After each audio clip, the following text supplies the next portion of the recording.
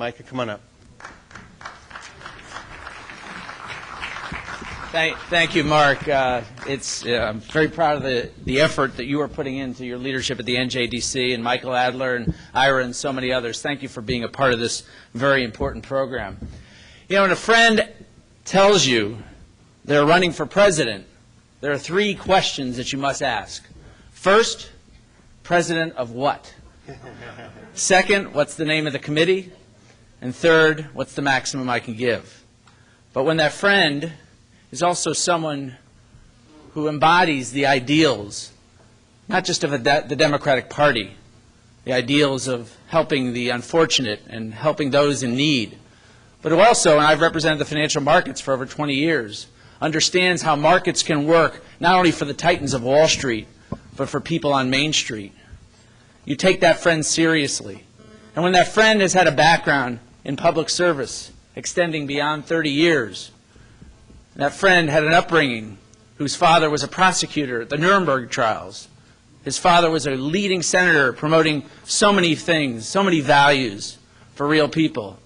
This friend served in the Peace Corps right after college, and for 6 years served in the National Guard before, during, and after law school, and then entered his public service as a 6-year congressman from the 2nd District in Connecticut, and now elected to 5 terms in the United States Senate.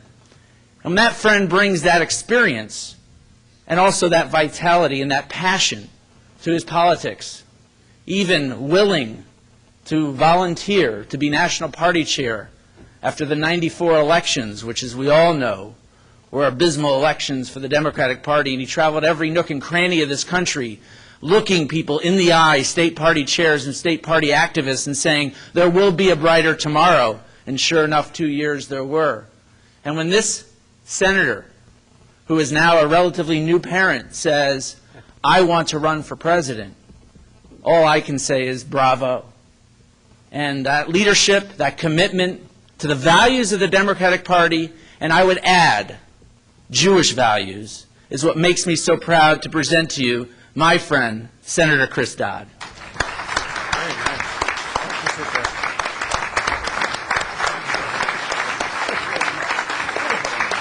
No wonder you didn't have kids all that. Your Peace Corps and all that. I know. You're busy all the time. I'll tell you. Micah, thank you very much. If I had any sense, I'd just say thank you and sit down after that very gracious introduction. I'm very, very grateful to Micah for his wonderful work. Mark, thank you very, very much as well, and I thank NJDC for the invitation to all of us to be with you today and to share some thoughts and ideas on where things stand in the world. I want to congratulate as well the co-chairs of this event, Sarah Adler, Steve Grossman, my old friend, I appreciate it. Cynthia, it's good to see you as well. Jeff, good to be with you as well, and friends out in the audience. I've seen a number of people who I've known for many, many years and have worked with on these issues for the past 26 years in the United States Senate and going back even further as a member of Congress in the House. And I appreciate Mike's nice reference to my family. I never know introductions. Over the years, recall having spoken at a number of UJA events around the country. It was at various sections of UJA. It seemed to be divided rather narrowly, the sections over the years. And I was introduced as a freshman member of the House of Representatives at age 30 years of age in Cleveland, Ohio. And obviously, no one had any idea who I was in this audience. And the Master of Ceremonies was very generous and went on at some length in introducing me. And I know his intention was to conclude his remarks by saying it now gives me a great pleasure to present a great joy from Connecticut. I started my public career in front of the United Jewish Appeal Organization by being the great goy from Connecticut here. So as the great goy here, I'm glad to be before you this morning to share some thoughts on national policy and on issues affecting all of us in our country and in the world in which we live. And this organization has made such a wonderful contribution to those of us who are Democrats and care about our country, care about the world in which we live. I appreciate Micah referencing, of course, the events back in '95, end of the election in '94, '95, and '96. I just lost the Democratic leadership race to my good friend Tom Daschle, who was It was a close race. In fact, it was decided by one vote. It came down to 23-23, and the last vote was actually cast by Ben Nighthorse Campbell, for those of you junkies remember political history well, and Ben cast an absentee ballot, and Tom won the race.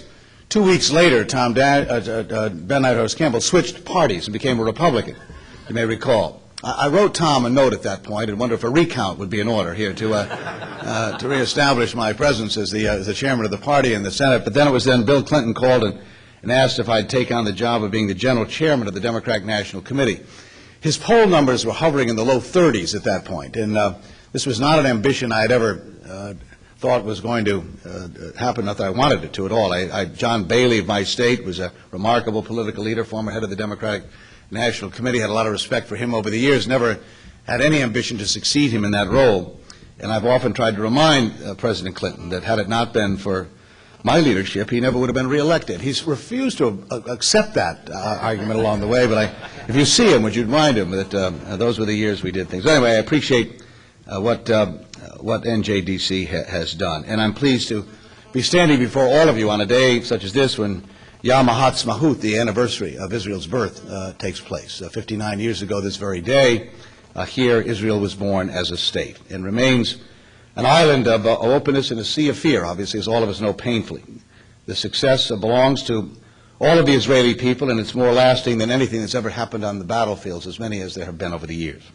Israel continues to show, I think, its goodness to the world, that its politics are open and vibrant, that its markets are free and fair, and that its laws hold for weak and strong, and that its might serves only for its self-defense. But we also know how much of the world prefers ideology to fact, of course, how many choose to make themselves blind to Israel's virtues, in my view, because they prefer to identify someone as a scapegoat or a convenient demon and to advance their own political causes or issues. But for 6 decades, America has been a good friend to Israel, and I'm here today to claim my part in that friendship over the years, and deeply proud of it. For 32 years in the United States Congress, 26 of them in the United States Senate. I can't promise easy answers to any of you here today on the dangers that Israel and the United States faces today, but I can promise one small and vital thing. I'm a man who believes his own eyes. No one will ever have to persuade me of Israel's goodness, of its deep meaning, its necessity. That I already know. And I learned young in a very significant way. As Micah mentioned to you already this morning, my connection to the State of Israel starts with my father, Thomas Dodd, who served in the United States Senate, but at the age of 38 became an interrogator at the Nuremberg trials in the summer of 1945. I was a year old at the time, one of 5 children. My father went off for just a couple of weeks just to be an interrogator in the early stages of that effort. But over a period of days and weeks, his abilities and his talents were recognized by Robert Jackson and others, and he became, by the end of 1945, the executive trial counsel at Nuremberg, basically ran the prosecution for the United States for the next year at those hearings, with the 22 defendants of Nuremberg, 21 in the docket, Bormann, of course, in absentia, being tried. It was that experience that would galvanize my father, his epiphany, if you will, in his political life. His life changed dramatically from that experience, and those of his children were affected directly by it growing up. I knew far more about the Holocaust and events in the 1950s and early 1960s than neighbors and friends of mine who came from Jewish families. My father talked and taught his children, the 6 of us growing up, of what had happened and what should never happen again. It was the rule of law, his deep commitment to that, his determination to see to it that human rights and the issue of people, free peoples everywhere, would be embraced and talked about. As a member of Congress, as a member of the Senate, he made it a hallmark of his career. I should tell you as an aside as well, he wrote my mother every single day from Nuremberg, which I only discovered about 10 years ago, these letters. Remarkable letters indeed. First of all, I wondered who this guy was talking about my mother this way, and then I realized it was my father who was doing this, writing these letters, and nice to know parents. Today, of course, we'll never know these things with all the technical equipment we have today, with people emailing each other. We don't keep these kinds of letters that show up years and years later. But it's the first draft of history. He'd be doing an interrogation of General Keitel at 2 in the afternoon and writing my mother at 5. So you're getting this very raw feelings about what he saw. And in fact, I've edited these letters, and they'll be coming out this fall as a way for people to go back and get a first draft of history of what someone who was there at the beginning of this in 45 through the 300 letters, more than 300 letters, but the ones that particularly pertain to the trial were there. And I cite them as well because of the comparison in a way. My father and Robert Jackson and a few others, Secretary of War Stimson, were the ones who advocated for a trial. There were many who thought, and understandably so, why would you give these people a trial?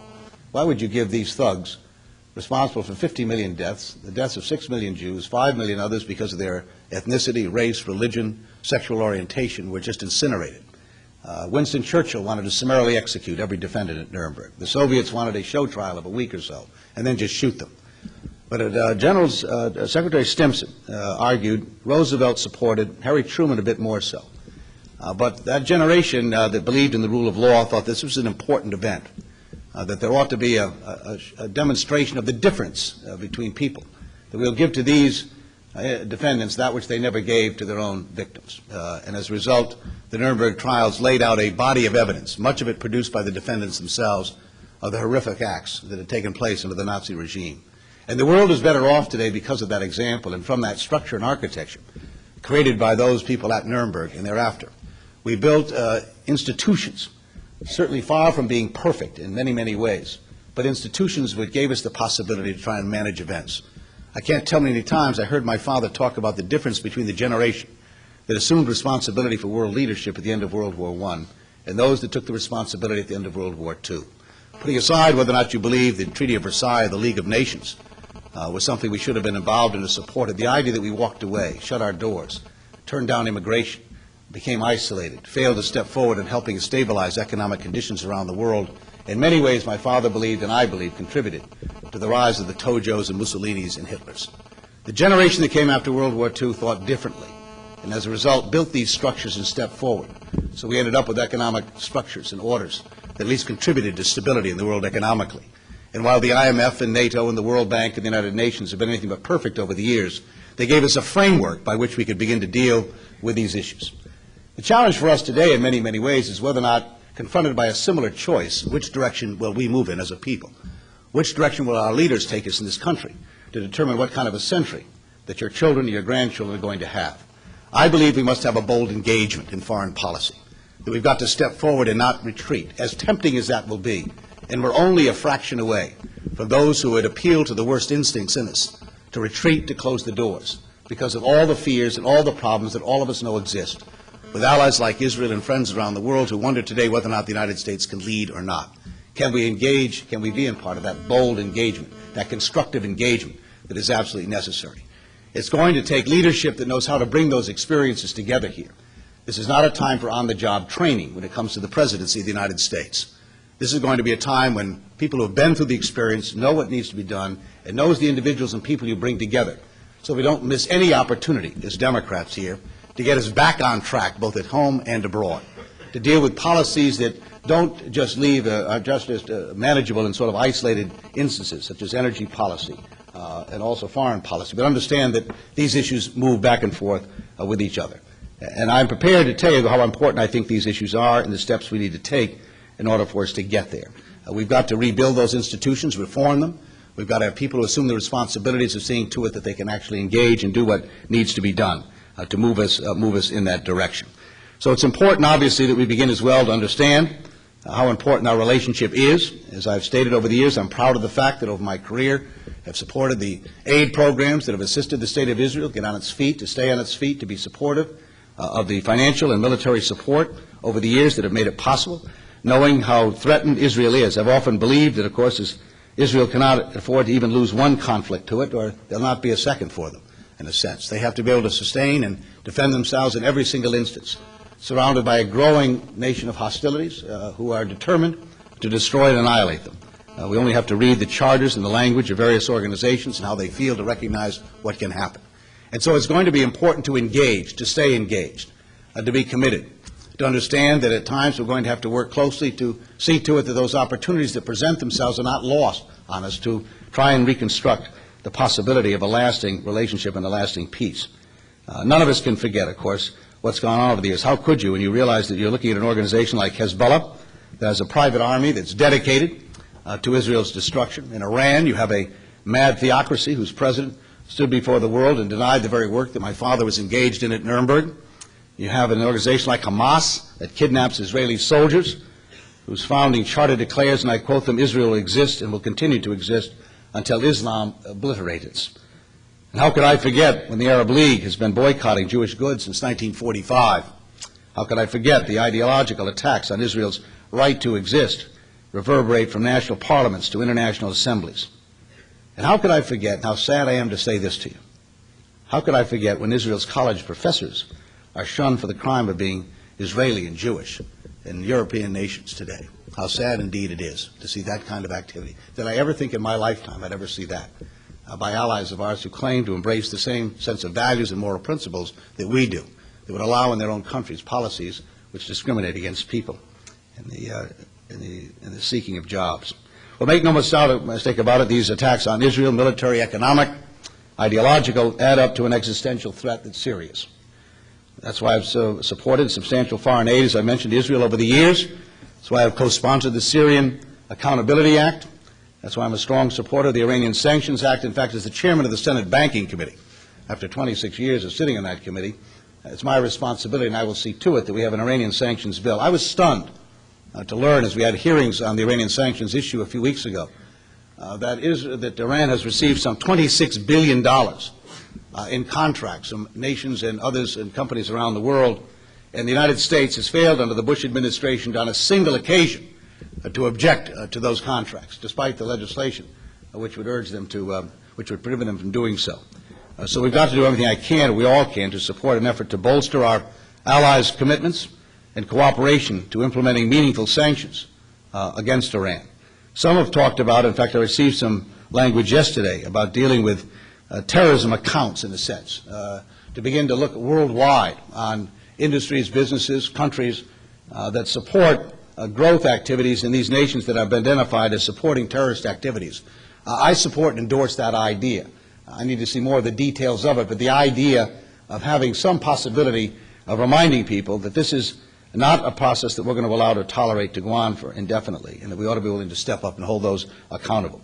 So I come before you today as a father and a United States Senator, a candidate for president. In fact, a father of two very young children. I'm the father of a 5-year-old and a 2-year-old. In fact, I'm the only candidate for the presidency at age 62 that gets mail from AARP and diaper services. I want you to know I have a rather broad reach here for people across the country. And proud to tell you that they're doing well, although I'm learning painfully and early that daughters pose some special difficulties for fathers along the way. My daughter Grace was born 2 days after 9/11 here in Arlington, Virginia. In fact, the hospital in Arlington from where she was born, you could actually see the Pentagon burning on September 13th. And so she is a special child in the sense of going through that roller coaster ride of emotions, watching your firstborn arrive in this world and knowing that maybe the world she's going to grow up in is going to be something far less than you'd like to see, in a country where opportunities may be less because of what stands out there. At any rate, these challenges are going to be significant for us. America, Israel, and the world are not as secure as we ought to be and as prosperous as we could be in terms of the opportunities they'll offer here. Never in my lifetime has there ever been an election we're about to enter into when there is more at stake for our country and for the world, and indeed for the common values of all humanity. For all the uncertainties in the world today, what is clear is that the 6 years of the Bush administration have made America, in my view, far less secure, not more secure, and our place in the world far less certain. Today we face the immediate and unfolding civil war, of course, in Iraq, the growing threat of stateless terrorist organizations across the globe, a dangerously confident Iran, and a resurgent Taliban. We face a continuing crisis of HIV/AIDS, malaria, and other diseases afflicting whole continents, rising economic disparities in the United States and around the globe, and a clear and present danger to our planet in the form of global warming. We face this and more, and we do so with fewer allies today than ever before. With the hour late, it's time to begin putting our country on a far more secure path. And how can we do that? With bold engagement abroad and with an energy policy here at home that addresses our challenges with honesty and courage. And that is what I'd like to spend a few last minutes with you here talking about today. I believe the 21st century can be a century of optimism and confidence in our country. Indeed, positive, bold engagement that restores America's reputation as a secure, reliable, responsible leader would form the bedrock of a national security doctrine in my presidency, a national security policy rooted and strengthened international alliances and policies that enhance America's security for the very long term. In a way, that was the legacy that George Bush inherited on January 20th, 2001, a strong America that the world looked to for leadership. We all recall the immediate aftermath of 9/11, our allies standing with America in its decisions to destroy the al-Qaeda network and to topple the Taliban. Papers in Latin America, I recall, ones I read with great frequency, saying nosotros somos americanos, all Americans across the globe. We had a wonderful opportunity at that moment. America was poised to lead in the 21st century as we had in the latter part of the last. But instead of uniting the world against global terrorism, the Bush administration divided our allies, preemptively taking America to war with Iraq. From the UN and NATO and the Geneva Conventions and the Kyoto Protocols, no agreement, no framework was too significant to belittle, to weaken, to discredit, regardless of how important they were to America's security and the role we must play in reforming them and making them stronger and more compliant to the challenges we face in the 21st century. And today we are less prepared to face growing threats. In the Middle East, our involvement in Iraq has inflamed a region-wide war breaking out between Shia and Sunni, elevating the dangerous nuclear posturing of Iran and the actions of Hamas and Hezbollah, which threaten, of course, the region's stability and Israel's security on a daily, not hourly basis. And in Latin America, where we actually are losing a public relations battle to Hugo Chavez. Think of it. How do you lose a public relations battle to someone like that, and yet we are? That is why, in the interconnected world of the 21st century, restored American leadership will be absolutely critical. But let me be clear, hope alone is not going to wipe away the damage to America's moral authority that we've lost in these last 6 years. Hope alone will not bring our allies back to our side. Hope alone is not going to restore America's leadership. Like never before, I believe we need national leadership that's ready to lead from day one. Restoring American leadership begins with getting our Iraq policy right, not with a military buildup there, but by drawing down our forces, I believe. Iraq must assume the responsibility of policing and governing itself. I'm the only candidate I know of that's supporting the Feingold-Reid legislation, calling for a firm timetable to end the war by March 31st of 2008. And I call on other candidates to do the same. After more than 3,200 lives lost, tens of thousands wounded, $400 billion being spent, $2 billion a week, $8 billion a month, it is time to bring an end to a war that at every turn has failed to make America safer.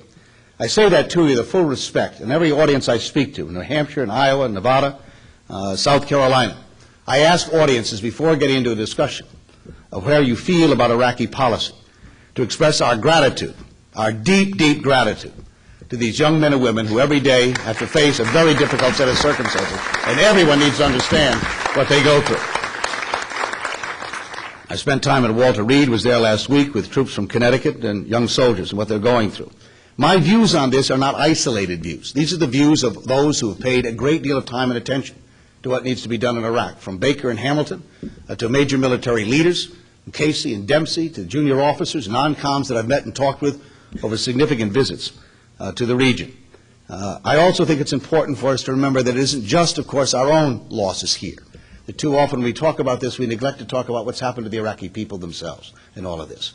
That literally millions have been displaced, 2 million have left their country, 1 million more are displaced within their own country, and thousands, of course, have lost their lives. And so a new strategy is necessary here.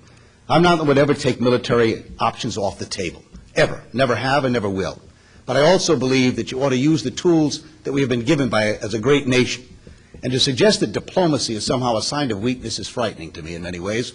In all the years I've served in public life, Democratic and Republican administrations, I've never seen an administration that treats diplomacy and the ability to achieve results of those vehicles treated so poorly as this administration has.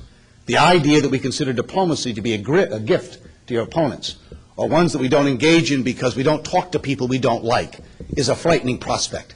Even Ronald Reagan, in his most difficult days, understood, calling the Soviet Union the evil empire, sat down in Reykjavik to work on arms control agreements. Richard Nixon, who was certainly as strident and anti-communist as anyone has ever knew in our lifetime, would find the means by which to open up a door with Mao Zedong and the People's Republic of China, not because they liked them, not because they wanted to have dinner with them, but because they understood that leadership required that you had to reach out and begin to find some means by which you could achieve the stability and security that we all desire. That does not eliminate the possibility of responding to those threats through other means. but you don't draw that arrow out of your quiver until you've exhausted at least the opportunities to achieve your results by other means. That's what leadership requires in the 21st century. Those are the kind of institutions and relationships we're going to have to build in the 21st century. We cannot achieve the success we all desire by doing this alone. Terrorism is a tactic. It's not a philosophy. It requires cooperation. It requires building relationships and associations that will allow us to achieve that success. I believe if we continue much longer in the path we're following here, that job, no matter whom assumes this responsibility, will become almost impossible. The window is closing. The door of opportunity for us to rebuild those relationships is available to us. I believe that very deeply and very strongly. But I will tell you this morning, it's not going to be there permanently. There's a generation coming along that does not remember the good things that we used to be associated with. And if that generation assumes the leadership responsibilities without having an opportunity to understand what we can do constructively, the job will be far more difficult for us to build those relationships. We need a change of policy in Iraq, and there's an opportunity for stability and a far more secure future by following a very different path than the one we're on. As President, I would immediately begin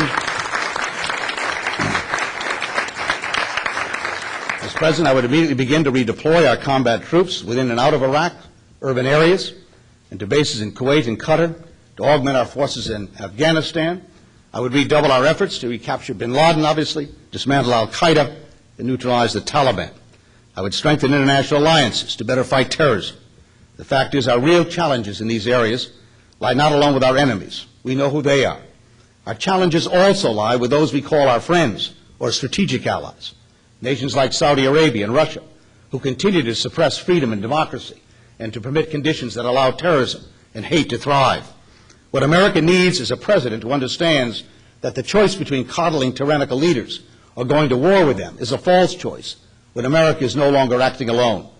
When America is once again leading a strong moral voice in the world, it'll be the terrorists and tyrants who are isolated, not the United States of America.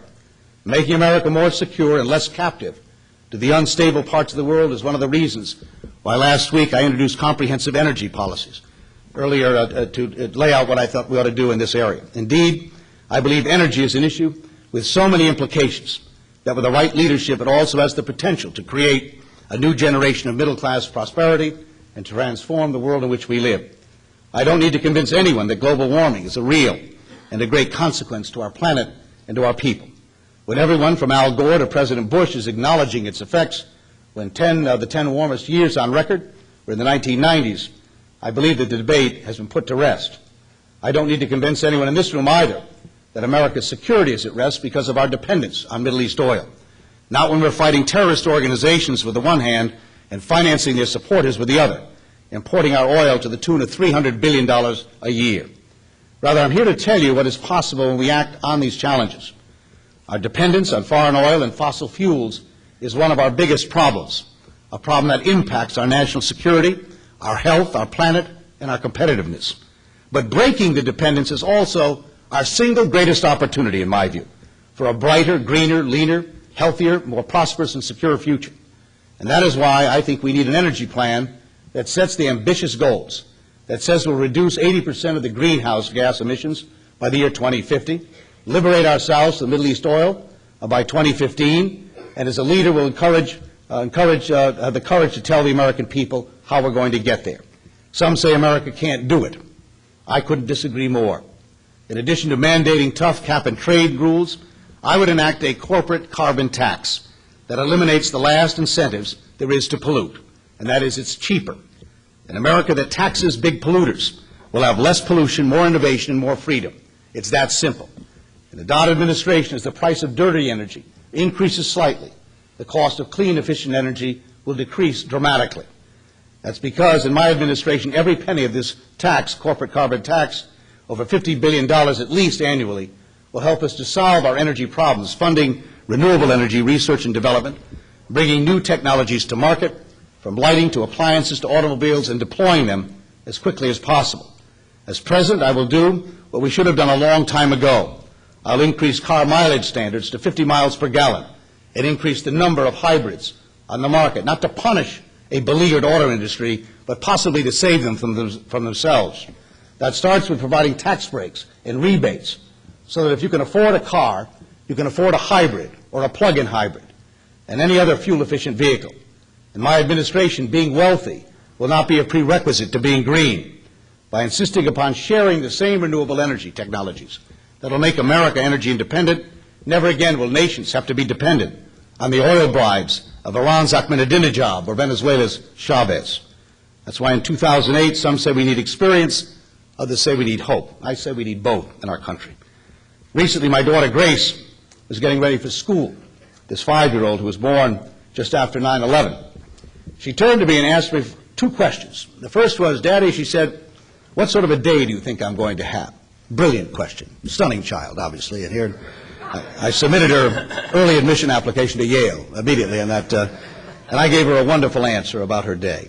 And the second question she asked me a few seconds later was, what sort of a life do you think I'm going to have? Exactly those words. And again, as I said earlier to you, on the day she was born in Virginia in September of '01, I've been asking that question, as I'm sure all of you have, of your own families. What kind of lives are they going to have? That's our collective responsibility, yours and mine. It isn't just the person at this podium. All of us bear this responsibility to do everything we possibly can to get this right for this generation coming along, to create the opportunities here at home as well as to create the possibilities around the globe. I know all of you feel as strongly as I do that we can do this. It's going to take collective efforts. It's going to take real leadership. It takes experience of knowing how to bring people together to resolve these issues. Nothing less than the very success of our nation and the safety of the world lies in the choices we'll make in the coming weeks and months. This is a difficult job to get out there and do this, but I feel very strongly of how important it is. I didn't harbor the ambition for many years of seeking this office.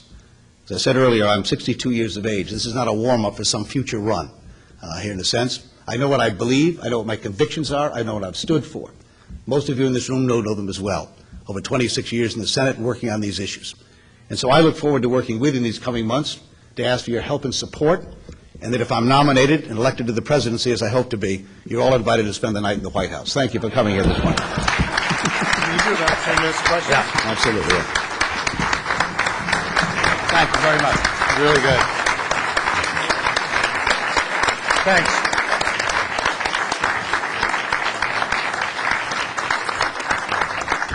Folks, you can see why Senator Dodd is well regarded by Democrats and by NJDC as one of the greatest senators in the U.S. Senate currently, and why so many people are paying such strict attention to his campaign.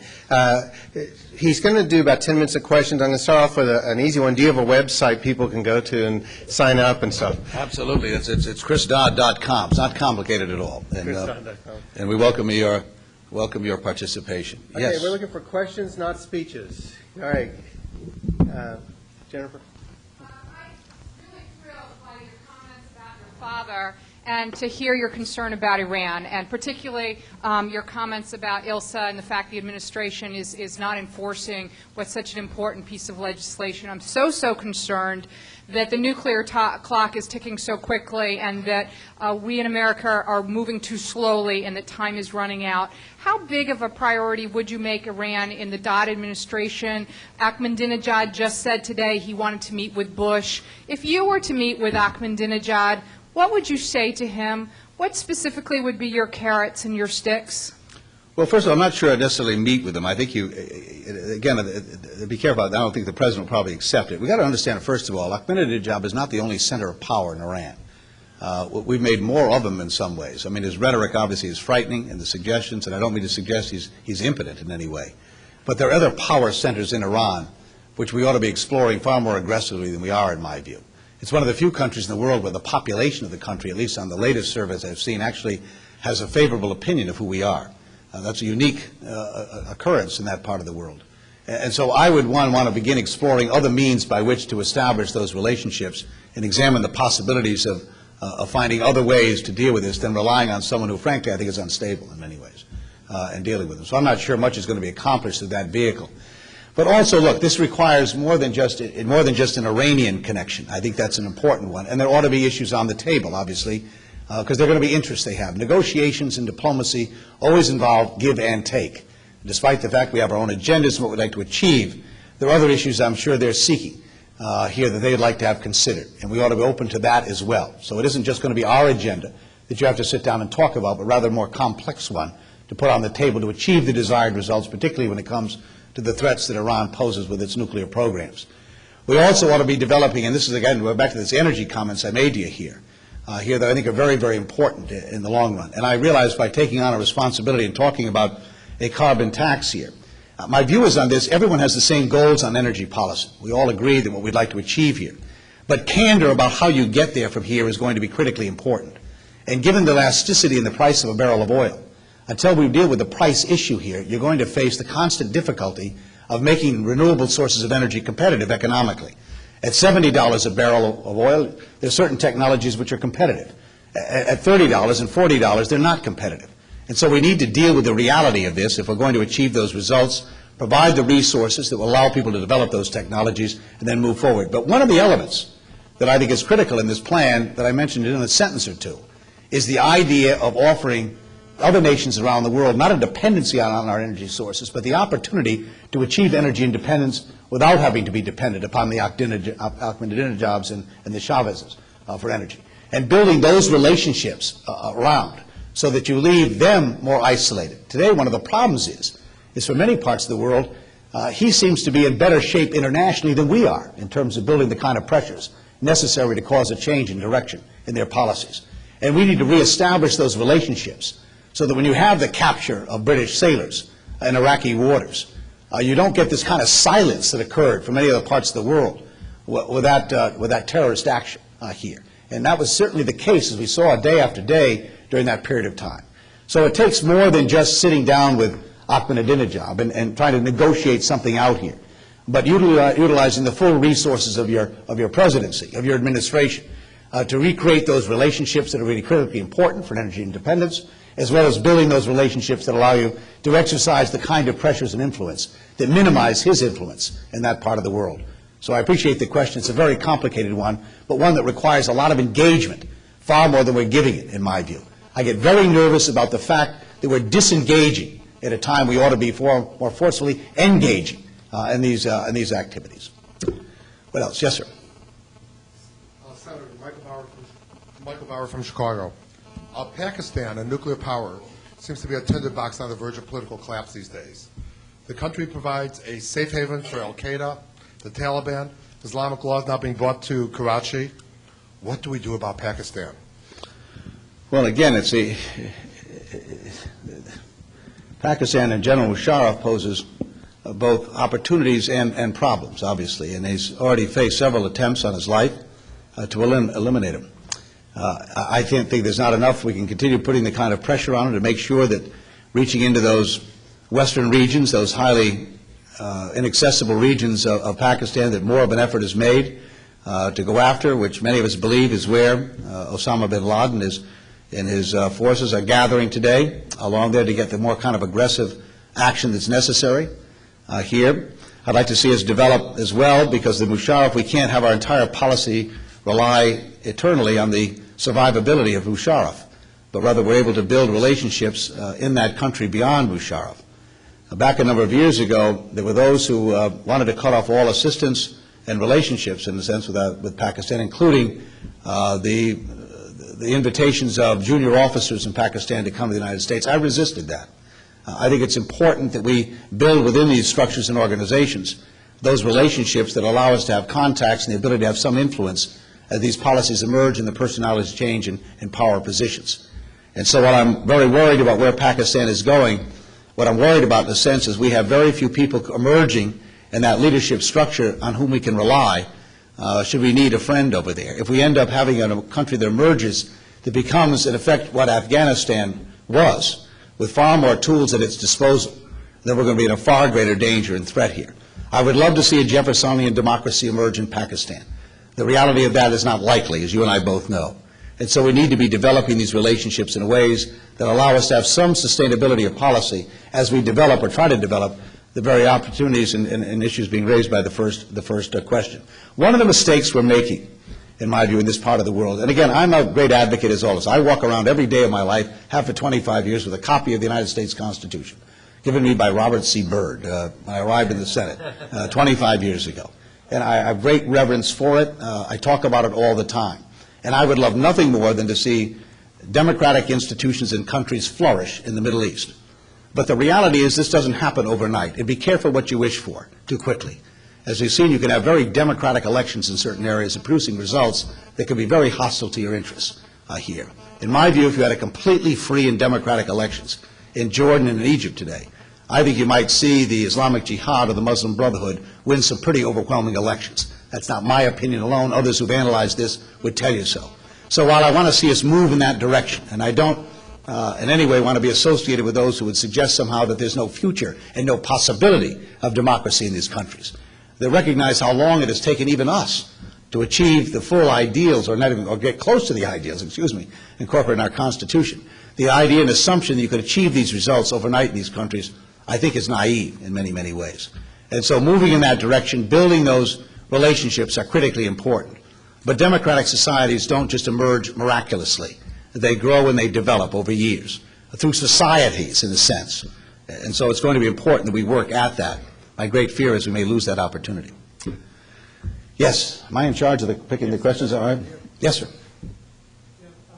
Senator, I'm Lee Burston of Potomac, Maryland. How do you explain to the American voter that it's okay to have a compassionate immigration policy while still maintaining security that's required? Well, again, it's what we've tried to do over the years here.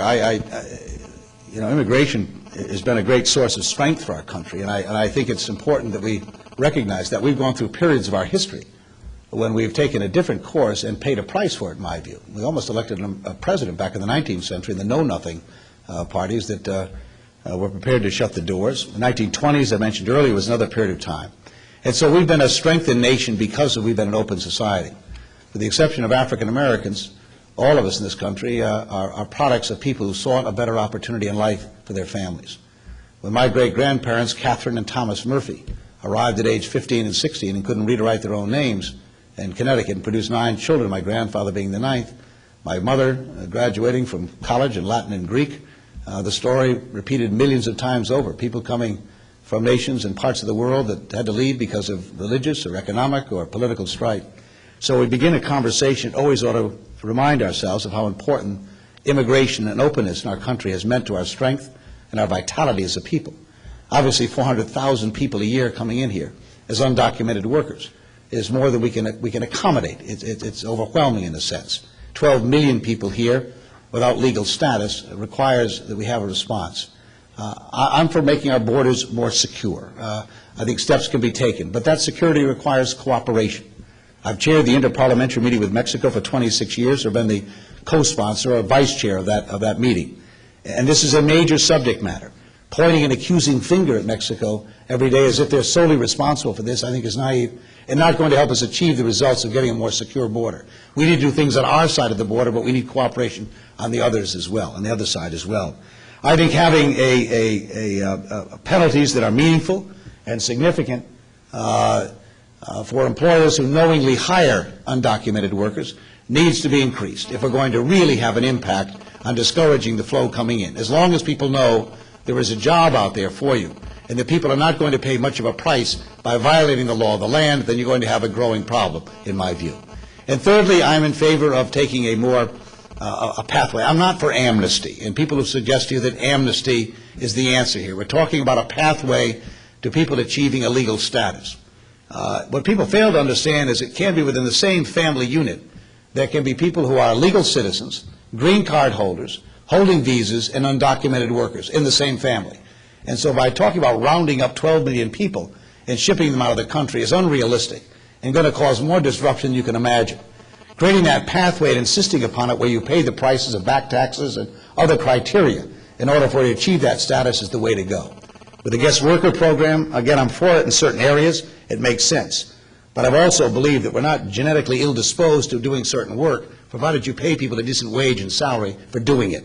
And so if you raise the minimum wage more frequently than once every 10 years for people, you may find plenty of people in this country that are willing to do the job and not worrying about having to hire people offshore to do it.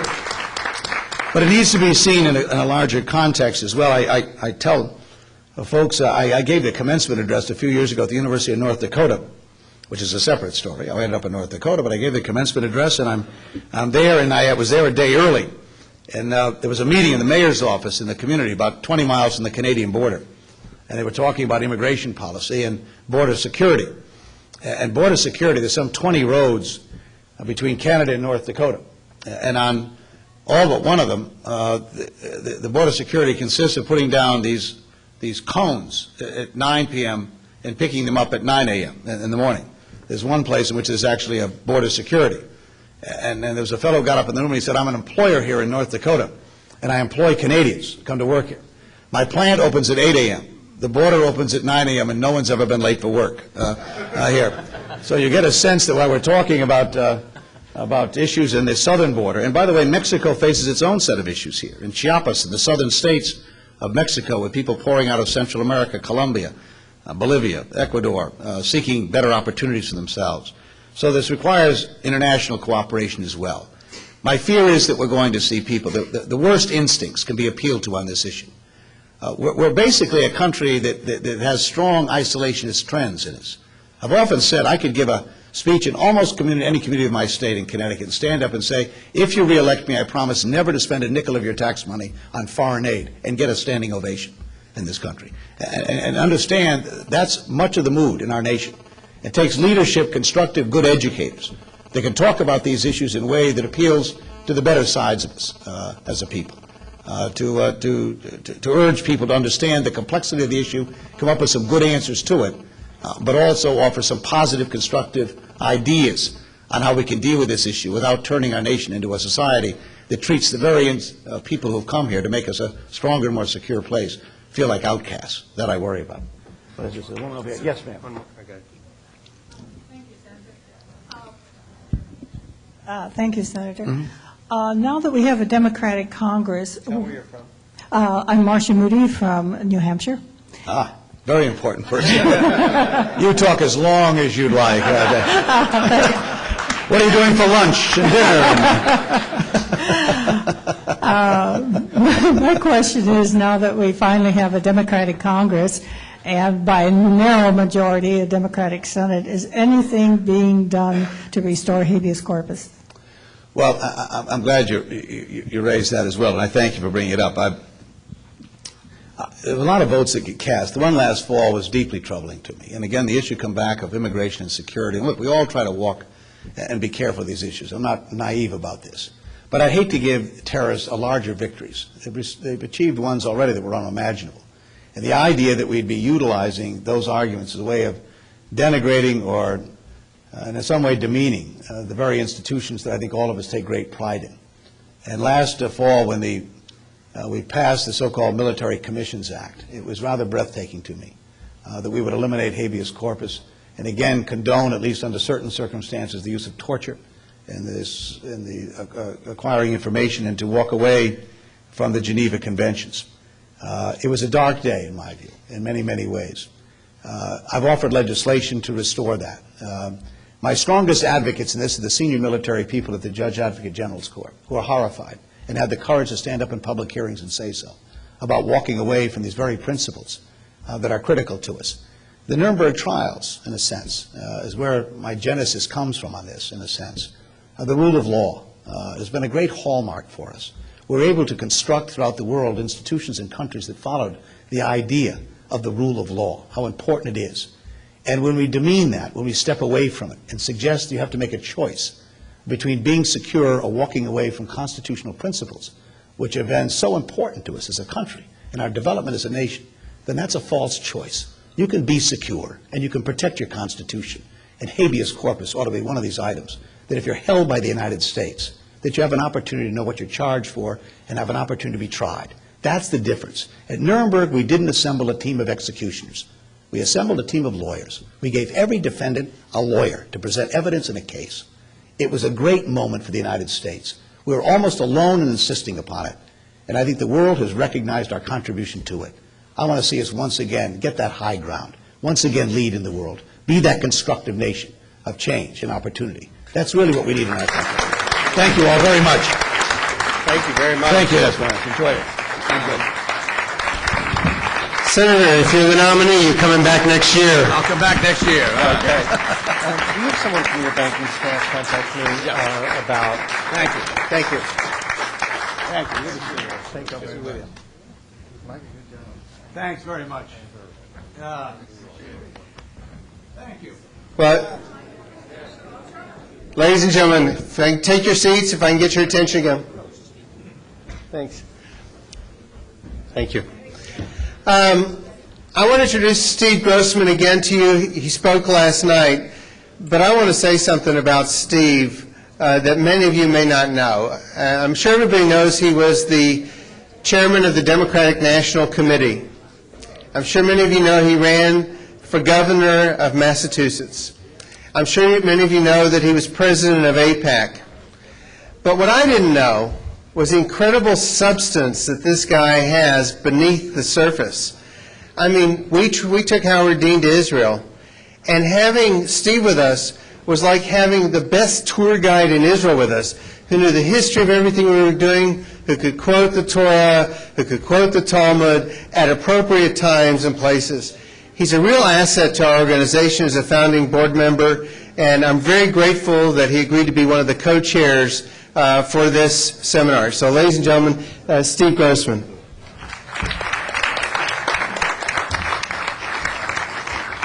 Thank you, Mark. I think we know that candidates have come in from all over the country. Bill Richardson from New Mexico. Some have come from Capitol Hill. I don't think anybody's come any further than Howard Dean has come from, because I think Howard came in from Italy. So, buongiorno, Mr. Chairman. As governor of Vermont, he championed fiscal discipline and accountability, equal justice for all, and innovative approaches to reducing greenhouse gases before it was popular. As a candidate for President of the United States, he provided moral authority by standing alone against a war the United States should never have fought. He also revolutionized political fundraising through the use of the Internet and gave Democrats confidence we could compete and win in the post-McCain-Feingold era. As DNC chair, he has made it clear in words and in deeds that grassroots political activism and organizing in all 50 states is the path Democrats must follow to become the majority party in America once again. In all of these, Howard Dean has cut against the grain. He's been a risk taker, even a pioneer. He's my friend. He's a passionate supporter of the NJDC, and he makes all of us proud to be Democrats. Ladies and gentlemen, the National Chairman of the Democratic National Committee, Howard Dean.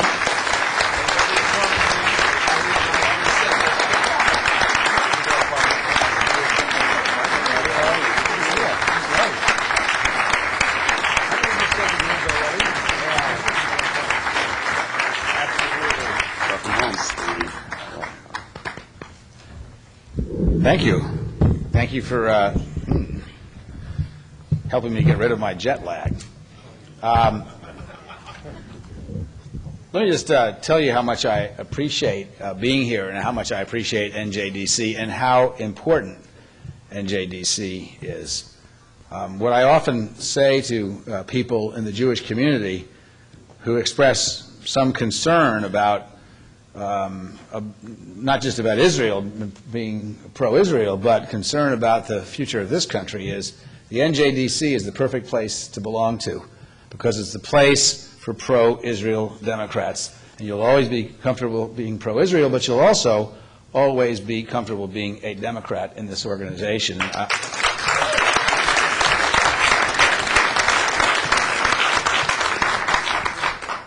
I just saw Ambassador Schechter here. I wanted to thank him because he just raised a ton of money for us in Houston. Ambassador, thank you so much. So let me thank all of you. Let me thank Michael, our chair. Let me thank Ira, who's done a terrific job. And some of you have heard this story. I'm going to tell it again just very briefly. When I first got to be chair, the very first day I was elected, I was welcomed by the Republican Party. One state, they had 4 state chairs that went after me. One said I was an anti-Semite, one said I was an anti-African American, one said I was a terrorist, and I've forgotten what the 4th one said. The only people who came to my defense within 2 hours were the NJDC, with a whole series of quotes that showed that, in fact, not only was I, of course, not at all an anti-Semite, which would be a little unusual, because then I'd have to say some unpleasant things about my kids, but had a whole list of pro-Israel quotes and so forth that I'd said. So the NJDC is a great political operation, which I have personally benefited from, and I'm very, very appreciative of that. You know how to do politics and how to do it right. You don't wait till the next day or 3 days later until the research department can prove that you're not a terrorist. You actually have everything ready to go in anticipation. And Ira, you have been terrific, and we really appreciate that very, very much. Almost exactly 59 years ago, Harry Truman, the Democratic Harry Truman, not the one that George Bush seems to talk about from time to time, recognized Israel literally minutes after the Jewish state was founded. And I'm delighted to be here as we also celebrate that anniversary. Presidents Kennedy and Johnson were the first to sell Israel defensive and offensive weapons, and under their Democratic administration, the process began to increase United States foreign aid to Israel. Under Democratic administrations, Israel signed lasting peace treaties with both Egypt and Jordan. When we went to Israel with NJDC 2 years ago, almost exactly, wasn't it? We went to the house of Danielle and Elisheva Gordis, and it was an extraordinary evening. And we went, the purpose of the trip was to take some state chairs from states with significant Jewish populations who were not themselves Jewish. One of those people, interestingly, was Harry Mitchell, who's now a member of Congress. At the Shabbat dinner we went to, it was an extraordinary thing because Danny and Elisheva's oldest daughter had just been inducted into the IDF, and the week before, and the tradition is that you're allowed to come home for the first Shabbat dinner after you've gone in, and she came home for that dinner. And Danny spoke about what that was like, and spoke about how it was to live in a society where you didn't know if your children were coming home on the bus safely or not. And the most important thing he said, I think, for all of those of us, even those who are Jewish, that as Americans is very hard to really understand, is that here's a guy who made Aliyah. He was a professor here for, I think, in Ohio or some, I can't remember where. Los Angeles, thank you very much. Very good. And he had made Aliyah with his family, who was, I think, a 19-year-old, a 15-year-old, and a 11-year-old, knowing that his kids were going to end up in the armed services. That was his deep commitment to the Jewish state and his community. I thought that was an extraordinary thing. It had a huge impact on me, and I think it had a huge impact on the other members of the delegation. Now, in general, there has been, up until this recent administration, a bipartisan approach to Israel, which is that the safety of Israelis is too important for partisanship. The last election, the Republicans tried to turn Israel into a wedge issue. And thanks to the work of NJDC, they did not succeed. And many of their attempts, many of the supposed pro-Israel candidates, such as Senator Santorum, did not get reelected, nor should he have been. The idea that we have to sacrifice everything that we believe in, simply because somebody is pro-Israel when there's another candidate in the race who's just as pro-Israel is wrong, and the NJDC has proved that, and we appreciate that. I would argue that the Bush administration foreign policy has made Israel's position weaker. It's one thing to say that you care about Israel. It's another thing to have effective policies that make Israel stronger and safer. And rhetoric has to be followed up by policy, not simply election year division. I think the President's Iraq policy has made our own country less safe. And recent intelligence estimates, as you know, conclude that the President's Iraq policy has worsened the terrorist threat against America. The same policy has made Israel less safe as well. As Iran races to develop nuclear weapons and Iraq breeds more terrorists by the day, Israel and the United States are now less safe than when President Bush came to Washington. And I think that this administration's incompetent handling of the Iraq war and its inability to stop the Iranian nuclear danger harms the security of our friends, our allies in the region, and especially Israel and the United States. And the mismanagement of this war in Iraq and the damage to the American diplomacy, which contributes to an unprecedented broadening of Iran's regional influence, one result of which is the increased assertiveness of Hezbollah and Hamas. Only a few hours ago, Hamas announced that the end of what they call the truce with Israel and began to launch rockets out of Gaza. The United States must not deal with Hamas as long as they launch missiles at Israel and fail to renounce terrorism and fail to recognize Israel and pledge to abide by the commitments of previous Palestinian governments. But at the same time, we ought to continue to send aid to alleviate the suffering of the Palestinian people, but not through Hamas. Bush's policies continue to empower religious extremists in Iraq and allow Iran to refocus its attention on Israel and the United States instead of its neighboring Iraq. And the failure to engage our non-allies diplomatically in the Bush administration's rejection of our decades-long commitment to working with our allies has proved deeply dangerous to America and our allies, including Israel. Let me be clear about something that I think is of deep concern to the Jewish community in America and to Israel. The Democrats will remain united in our firm commitment that Iran must not be permitted to develop nuclear weapons.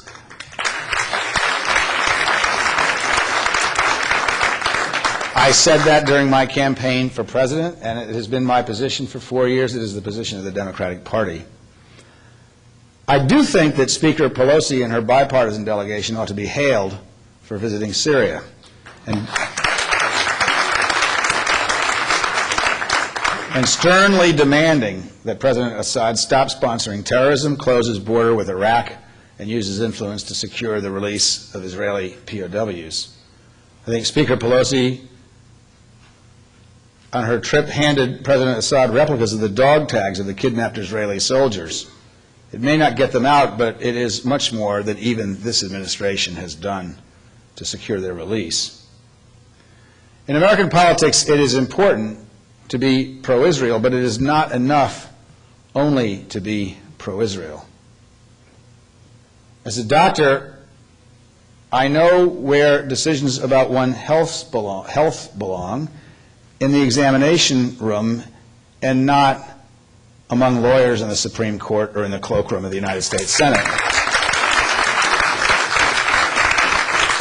Last week's decision by the Supreme Court takes away a right that had previously been affirmed by the court. A woman's decision about her own reproductive health care is personal and difficult and belongs in the province of the woman, her family, and whoever else she chooses to be part of that decision.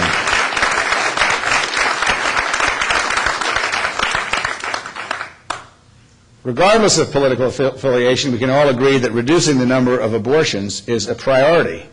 Democrats are committed to finding common ground on this issue and focusing on legislative measures to increase education, prevention, and support systems to help reduce the number of abortions in the United States. But we do not believe that the legal profession, wonderful as they are, Arthur, ought to be practicing medicine. We stand united also on a number of other issues of deep concern to the Jewish community: education, separation of church and state, elder care, and much, much more. And I've said before, and some of you have heard me say, that I think the fundamental, I was asked at a meeting once what the fundamental difference between the Republicans and the Democrats were if everybody's pro-Israel and so forth and so on. I said it's very simple. In the Republican Party, it is a relatively homogeneous, monolithic party where they have a view of the world which is not inclusive. In the Democratic Party, we believe that American Jews ought to be comfortable being American Jews, that we ought not to have a government that encourages conversion. We ought not to have people in leading parts of the government that believe that people of different religions ought to be treated differently based on what their religions are. There is no threshold for getting into heaven, or certainly ought not to be for getting into any government office. And that And that we ought not to just stand for religious values in this country, we ought to stand for human values, which we all have in common. In our party, we respect people's differences. We know that everybody has to be respected for who they are and not converted to somebody they're not. Many of you know that my wife's grandmother, Cecilia Steinberg, came from what is now the Ukraine when she was 17 to escape persecution, because she knew that in America, you don't have to be afraid to be Jewish. She knew that in America, you don't have to be afraid to stand up for what you believe in. And in America, you can raise your granddaughter to grow up and be a doctor and marry the chairman of the Democratic Party. In the last couple of elections, there's been a great deal made of, inside and outside the Jewish community, of American Jews who were fleeing to the Republican Party. It didn't happen in 2004, and our polls, our exit polls, showed, and this is a shocking figure that even I was somewhat lost to believe, our exit polls showed that we received, in the Democratic side, our candidates, 88% of the Jewish vote in the last election. And there is a reason for that. Values matter a lot. And the values of the Democratic Party are consistent with the values of the American Jewish community, and that's why we saw those huge numbers. Respect for the Constitution of the United States, respect for pluralism, respect for inclusion. It is not an accident that looking across the political spectrum, the Democratic Party is home for so many people who consider themselves to be minorities in America. Across the board, if you are Jewish, if you are African American, if you are Hispanic, if you are Asian American, if you are American Indian, if you are gay or lesbian. Those people who have run as Democrats from those different communities have done extraordinarily well in the Democratic Party. The vast majority of all the elected officials who fit into any of the categories I just mentioned are Democrats. We are not perfect in the Democratic Party, but we are the party of opportunity for those who have been shut out historically. And that has made us the party of America. So let me thank you for all your help. I am happy to take some comments, questions, and rude remarks if necessary. I deeply appreciate what you've personally done for me. I deeply appreciate what you've personally done for the country, and I'm very much looking forward to working with you as we go through the 2007 cycle in Louisiana, Mississippi, and Kentucky, which are electing governorships, which are going to have a big influence on redistricting those states. And as we then, of course, go into the 2008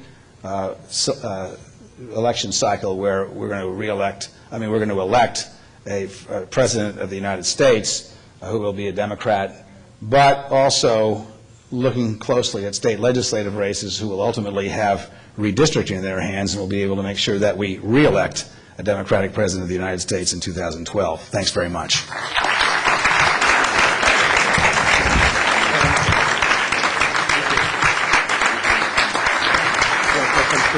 Strategy?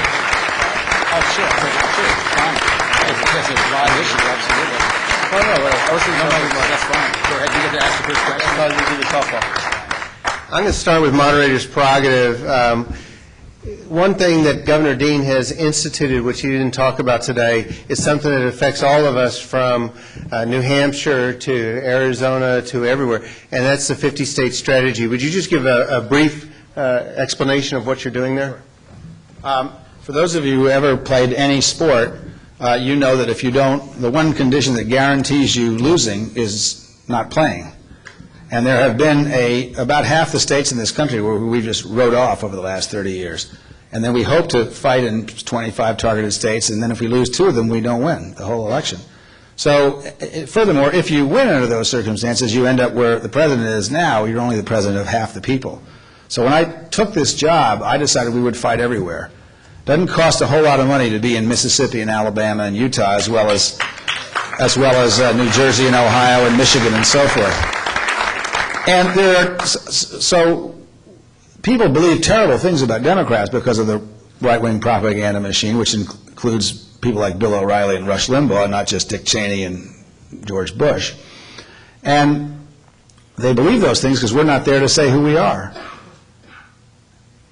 So we're everywhere, in every state, and the first year that we did this, let me tell you just a short amount about the track record. In Alabama, we were able to elect not just the first Democratic mayor from Mobile, Alabama in a long, long time, but the first African-American mayor ever. In Mississippi, Haley Barbour had 4 special elections in a row, hoping to take over the Mississippi legislature. The score was 4 for the Democrats and 0 for Haley Barbour in all those special elections. In Tulsa, Oklahoma, we not only had a Democratic mayor, but a woman Democratic mayor. And, of course, my favorite, for obvious reasons, is my cousin, who's an Irish Catholic Democrat and therefore a triple minority in the state of Utah, who is now the mayor of Salt Lake County with 1 million people who voted in that. It's a 28% Democratic performance district. If we can win in Utah and Oklahoma and Mississippi and Alabama, we can win in any state, and we ought to put in the infrastructure to do it. Now, that does not mean that we're going to put $10 million into Alabama with 3 weeks to go before the presidential race, but it does mean that in every state in the country, we have to have a visible, fighting Democratic Party that works. It is not an accident that George Bush had to spend the last weekend before the election in Idaho and Nebraska. When you're playing defense in politics, you are losing. We've got to play offense. We want to play on their territory, and that's what we're going to do as long as I'm chairman. Thank you. I'm going to let you call the questions. Okay.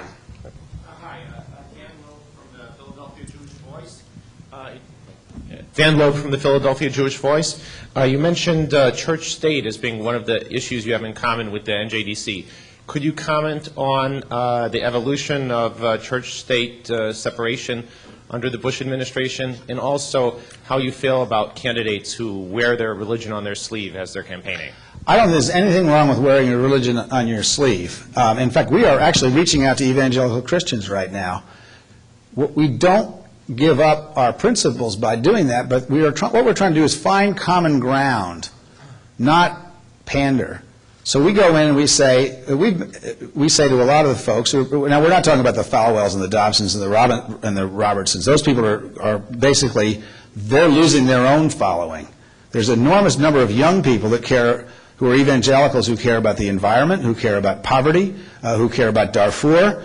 There's common ground between the Democratic Party and those folks. And our pitch is, look, there are going to be some things we firmly disagree on.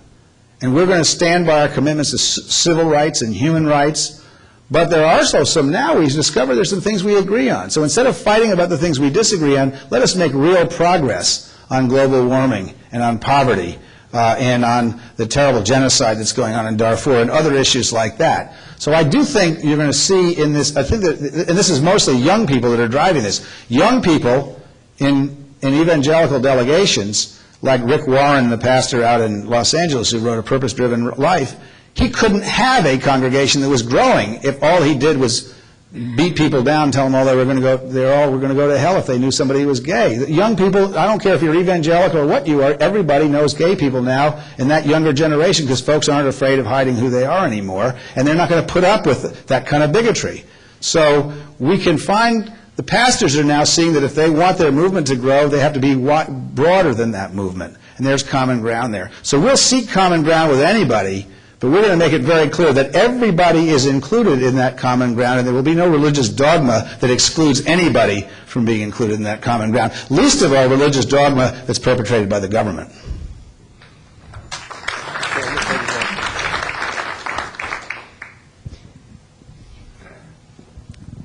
Leslie Israel from Maryland's Eastern Shore. This past term, the Maryland legislature passed a bill which would, if it were duplicated in a critical mass of other states, direct the electors in Maryland to vote for the winner of the national popular vote. In other words, this would override the Electoral College, which, as we know, has not too long ago once again elected a minority candidate. I think he was elected by the Supreme Court, actually. Actually, by the Supreme Court. But he also did not win the popular vote. Right. And perhaps go to a national popular vote. What's your take on that? I think it's a very good idea, and here's why I think it's a good idea, even though it wouldn't benefit my home state very much. It will force candidates to campaign in places like Texas or on the Republican side in New York, which might otherwise be written off. How you, as a candidate for president, no matter which party you're in, decide to write off large states and never be seen by them, it contributes to the polarization of the country. That's the first the first piece. The second is it's much harder to perpetrate the kind of voter fraud that we've seen on the Republican side in the last few elections. It's not so hard to fix the election in one place by having a corrupt Secretary of State as they did in Ohio or Florida. It's much harder to do that in 50 states. Most Secretaries of State are not like Ken Blackwell and Katherine Harris. They actually believe, regardless of their party, that counting the votes is what you do first, and then your party is a flag of convenience. In that job, your devotion is to democracy. And there have been some very prominent Republicans who have decided their loyalty to the Republican Party is more important than their loyalty to democracy. This bill, were to do that, would make it much, much harder to have individual Secretaries of State exhibit that kind of bad behavior, and to make it possible to include all the states in the final outcome of the election. So I think it's a very good idea. I've met with Jonathan Koza, who's the spearheader of that, a number of times, and I think it's something that's going to take some time, but I think it's a good idea. Len Blondis.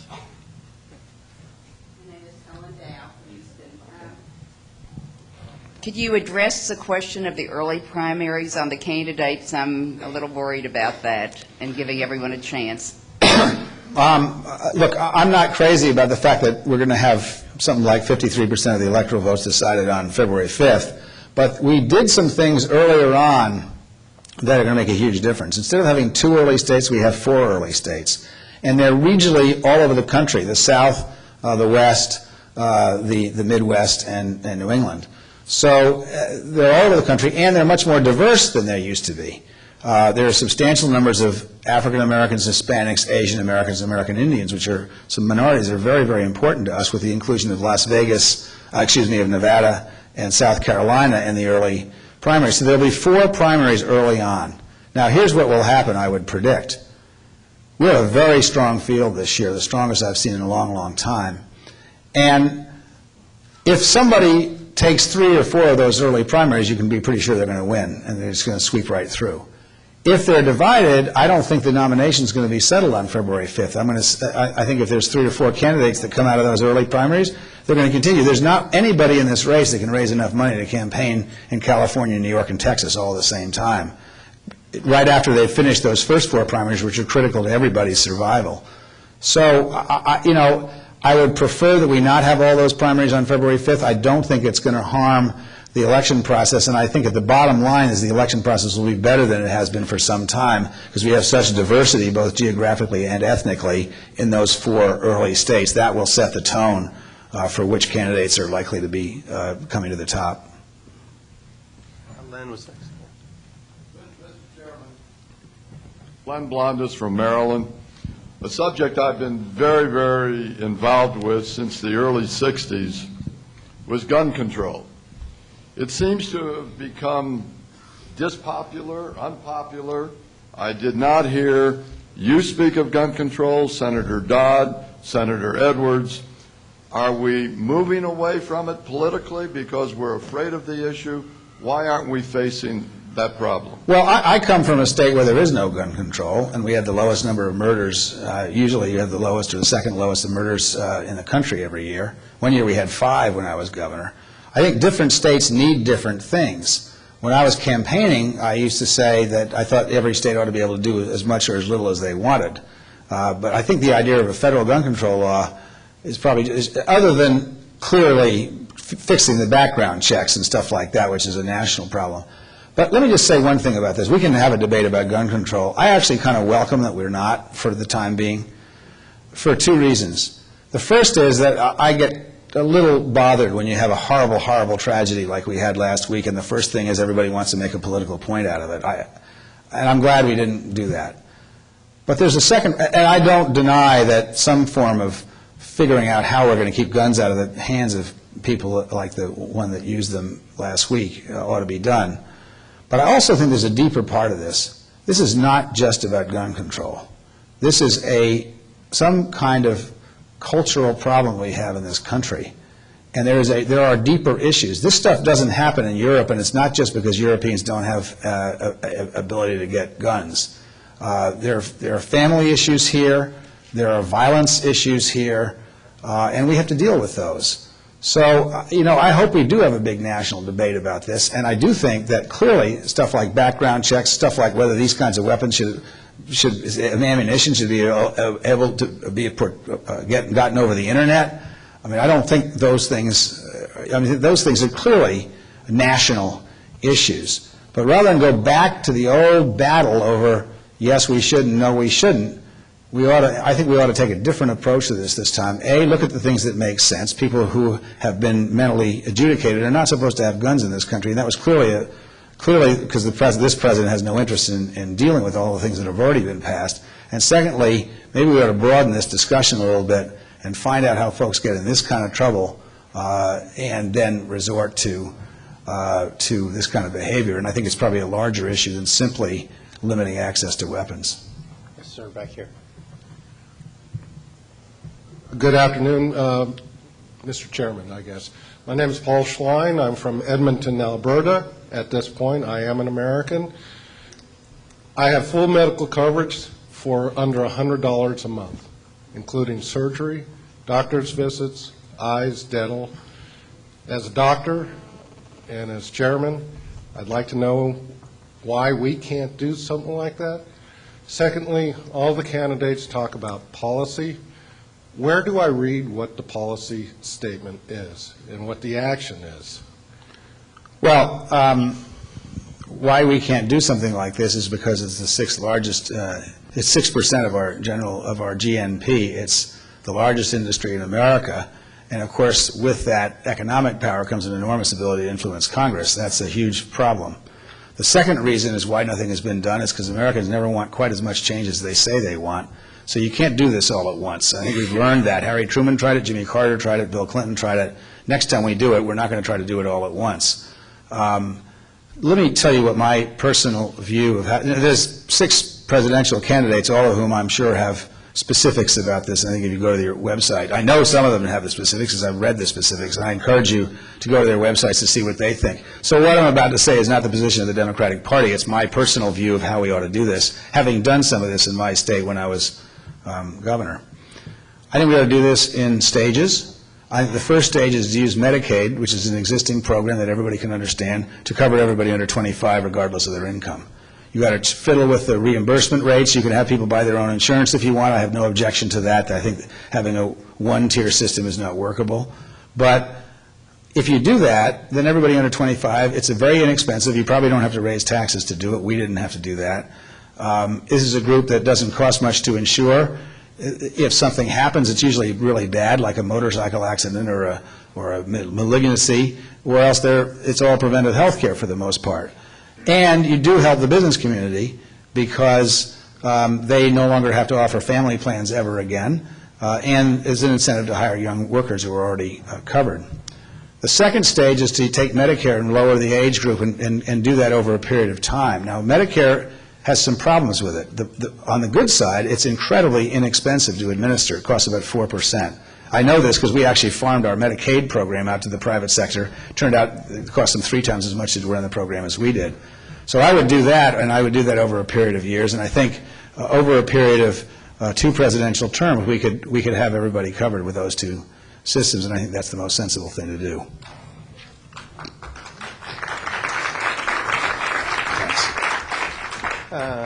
We had one more. Yes, this lady over here.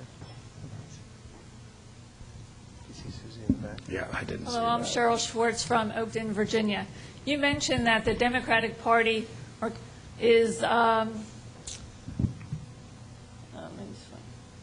you will not allow Iran to get a nuclear bomb.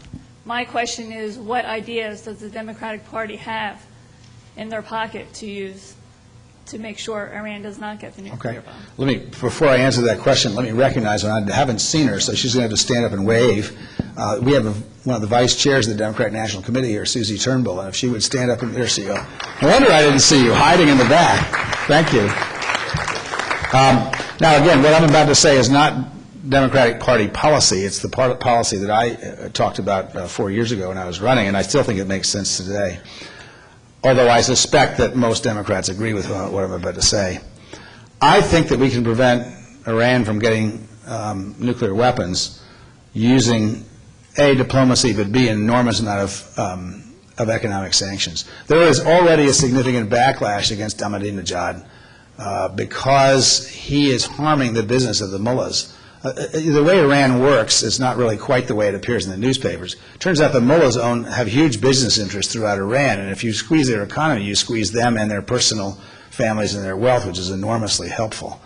So I think we ought to take a very, very tough economic position, and if we need to make it tougher than what the Europeans and the Russians are willing to do, then we need to make it tougher than what the Europeans or Russians are willing to do. I don't mind that. You can't take any option off the table. I think one of the problems is that nobody believes that Bush would ever use the military option because he can't. He's got 130,000 troops pinned down in Iraq. And this is what I meant by the Bush's policies made things worse for Israel and the United States, not better. He pinned all our people down in the wrong country. The truth of it is nobody liked Saddam Hussein, but he had no airspace, no functioning army. He could lob some Scuds in. We could have taken care of that if we'd wanted to as well. So that they were a threat to Israel, but they're nothing compared to the threat that Iran is. So Iran has always been the far greater problematic country in the region, and we can't take any option off the table, and no sensible president or presidential candidate of either party ever would take any option off the table. But we're very, very close to being able, very, very late in the game, but getting there, to denuclearize North Korea with the help of the Chinese. I think we will get there. I don't think military action will be necessary there. I think we will succeed because we've shown that the kind of economic sanctions that should have been applied 6 years ago can work, and I think we can do the same with Iran, and that would be the preferred. We have a long way to go with sanctions and diplomacy with Iran, and we haven't done it yet, partly because we're tied down with an enormous distraction in Iraq. One more recognition. Go ahead and do that now because I'm going to do a presentation. Oh, then I'm also supposed to recognize June Fisher, who I actually already saw over here on the executive committee of the Democratic National Committee. There she is. Mark is a very good attorney. He keeps me straight on all these issues. Yeah, that's right. You should have seen him in the shook. He was about to pay retail. Governor, I can fully recommend this guy as a lawyer if you ever need one. He saved my daughter a lot of money on a Star of David. It was very, very good. He was going to pay. Wait a minute. He was going to pay $75, and he ended up paying $20. But anyway. He did my negotiating. Well, all of us did. We have a special presentation. A lot of us went on this trip to Israel, and if anyone's interested in doing these trips, we're doing another one probably this fall with Democratic governors, and to talk to me about this. But Mark Winkelman, who's one of the more clever people that I know, has made something very special for Governor Dean. Explain what it is. Everybody on the trip tolerated Mark Winkelman's camera in their face all the time, and Governor Dean among them. And so I had the pleasurable opportunity of using my iPhoto software to put together this book. And we have a picture, if anybody wants to see it, of Mark after we left the shook with his Arab headdress on after negotiating his great deal. And so it's our pleasure to present this to you. Thank you very much. Thank you. Thank you. Thank you. Mark, thank you. I happen to notice the first page I turned into was a very familiar sight for all of you. It's Steve Grossman at the head of the bus with the microphone giving the tour as we go through here. Well, thank you very much. This is extraordinary.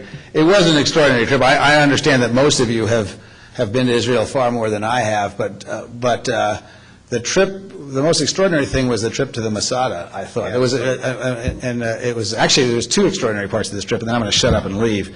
The Masada was important because they take every soldier who ever goes into the IDF to the Masada and explain to them what happened at the Masada and what they're about. The other thing about, which is, I'll just leave this on a very hopeful note, which is not on a very hopeful day given what's going on in Israel right now. But the other thing was that we had dinner with an Israeli and a Palestinian pollster who have their own company and poll in their respective populations. And this was right after the withdrawal from Gaza, so I'm sure the numbers are not the same.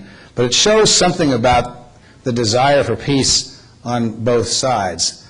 The Palestinian pollster told us that 70% of the Palestinians wanted peace and were willing to live in a two-state solution and recognize the State of Israel, but they thought that only 50% of their neighbors agreed.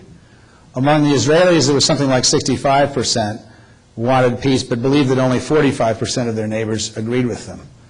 So the reason I leave that is that there's an enormous desire for peace among the people, but an enormous concern that their views are in isolation. That won't last forever. Sooner or later, another great leader like Rabin will come along, and there's sooner or later, God help us, we need this, there will be a leader on the Palestinian side who is willing to take the risks that Anwar Sadat took and that King Hussein took. We hope, and I think it's the job of the United States to make sure that it's much sooner than it is later. And I think when the new Democratic administration comes in January 2009, one of the things that I have publicly said that I would advise the new president-elect to do, which would be something that's never been done before, but I think it's important, is to take some time before they take office to go to Latin America, to go to Europe, to go to the Middle East and show there's a different America and a new America, and that the America that they had forgotten is still very much here. And very much like the Israelis and the Palestinians, most of us want to have the conciliatory, working together relationship that we've had with the world for the rest of for our previous lives before this administration, and that we will have again. So, Mark, thank you very, very much for this. Thank you. Thank you. Ladies and gentlemen, Governor Dean. I'll take it.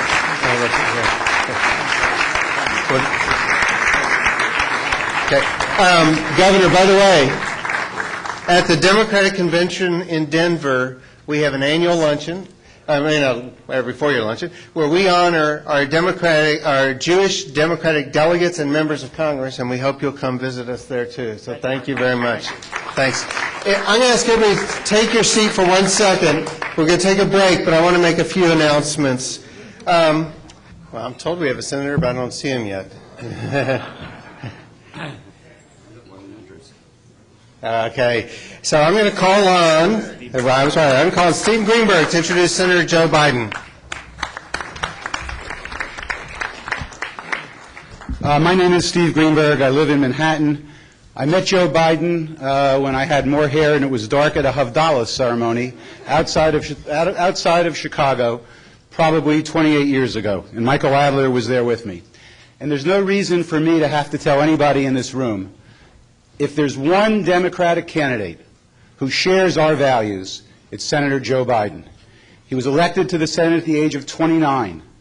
Despite personal tragedy, when he could have easily said goodbye, he has persevered for all of these years and gained the kind of experience domestically, internationally, where he is known. He doesn't need a playbook. He doesn't have to travel the world because he already can go.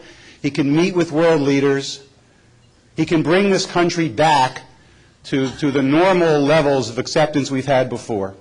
I'm absolutely proud to introduce him, especially to this group, because there is no other Democratic candidate that I have seen who, as you heard a moment ago, understands what's going on in the region of the world where just this morning the leader of Hamas said no more and started lobbying into Sderot from Gaza.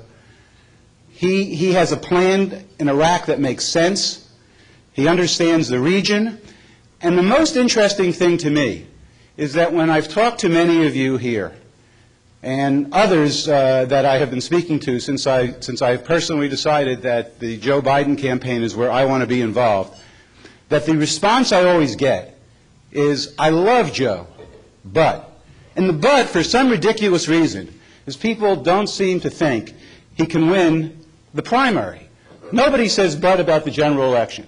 Well, there's no doubt in my mind that after hearing him this morning, you will agree with me that people in this room have every reason to love Joe Biden, and there are no buts about it. So please join me in welcoming Senator Joe Biden.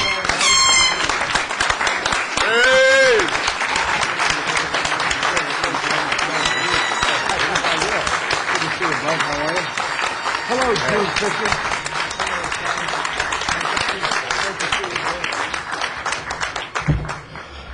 I think I should leave now.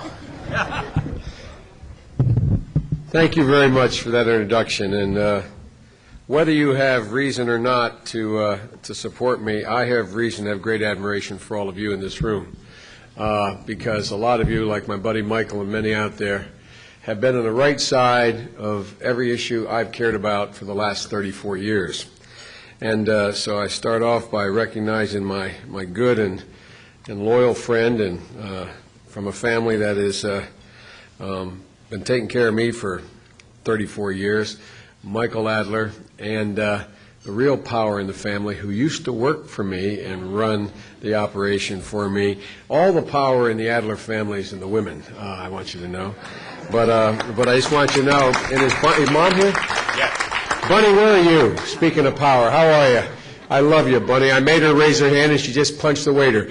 But she put her hand up. I apologize. And Sandy, it's good to be with you. And I've been, I don't want to, I guess I shouldn't even have started this, but June Fisher has been one of my best friends and political allies since she was a child in New Jersey. And June, it's great to see you as well. Ladies and gentlemen, last week we watched in total dismay at the horrific events at Virginia Tech.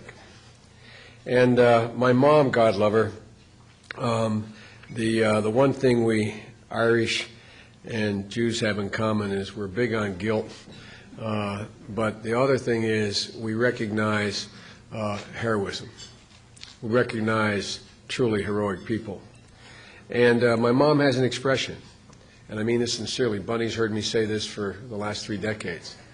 My mom literally means it as well. She said, of everything terrible, something good will come if you look hard enough for it. It's been the story of the journey of Jews throughout the century.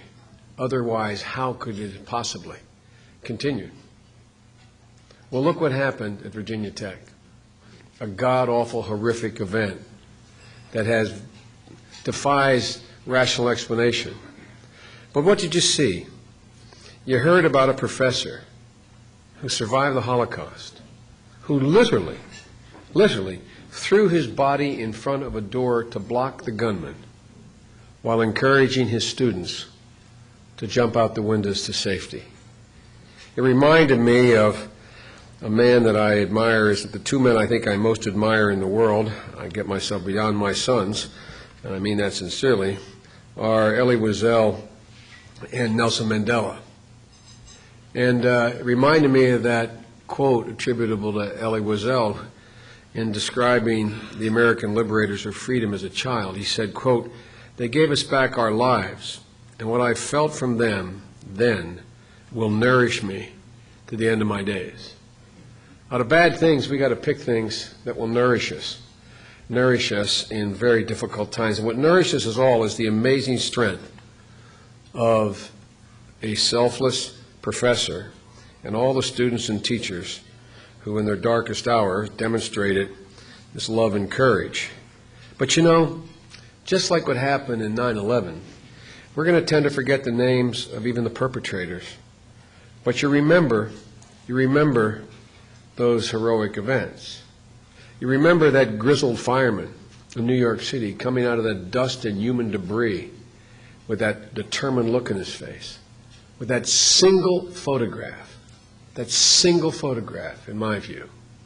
He lifted America off its knees because it showed the determination, the grit, and the courage of the people in New York, not just firemen, but it became synonymous with the United States. And I hope all of us can reflect now on how we can use our own powers to bring what you in this organization have been fighting for as long as you've been around: tolerance, respect, civility.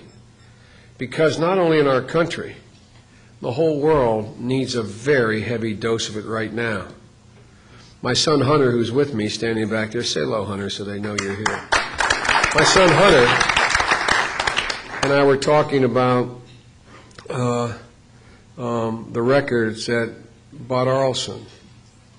The idea that they have been, after 60 years, still not made available to the surviving Holocaust families who need to put a punctuation mark at the end of the sentence One of the things all the psychiatrists and psychologists among you will tell you is ultimate closure only comes with ultimate exposure.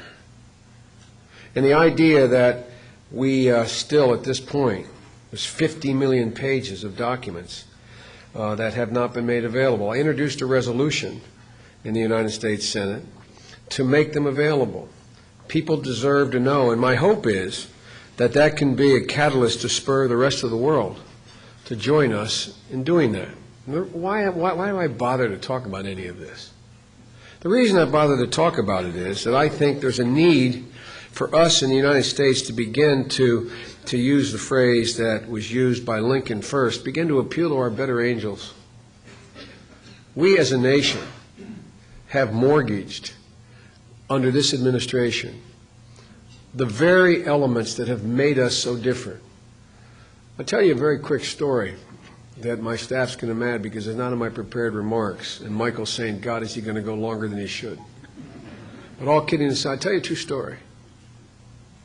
I had been into Poland and be quote, behind the Iron Curtain when it was still up. When the curtain fell, the first election in Poland, and some of you may remember I went and had a little come to the Lord meeting with the Poles, which got me in a lot of trouble when they wanted to join NATO, and I said, speaking at Warsaw University, I don't know how many people, 1,000 or so in the intelligentsia of the country, saying that I'm the guy in charge of the Senate of pushing that, but I want to make it clear to you, the one thing that will prevent it from happening is if you continue some of the anti-Semitic things that are going on in your country. And I got thousands of emails from others saying, why did I hinge everything on that? Well, it's all about humanity. It's all about civility. It's all about whether or not we are going to do what has made us strong, which leads me to the story. As the chairman of the Foreign Relations Committee, and then I was the ranking member, actually I was the number 2 guy, and Walesa came right after he'd been elected president of Poland, the first elected president in some time. The curtain was down. Everyone was celebrating. We have a tradition in the Senate, as some of you know. When heads of state come, we entertain them in a private luncheon with the 15 members, now it's more than that, of the Senate Foreign Relations Committee. And I did not expect him to walk in the door. When he did, I was over in the corner making a phone call, taking a phone call. And he came walking through the door, and he didn't mean to, but he walked past everybody else.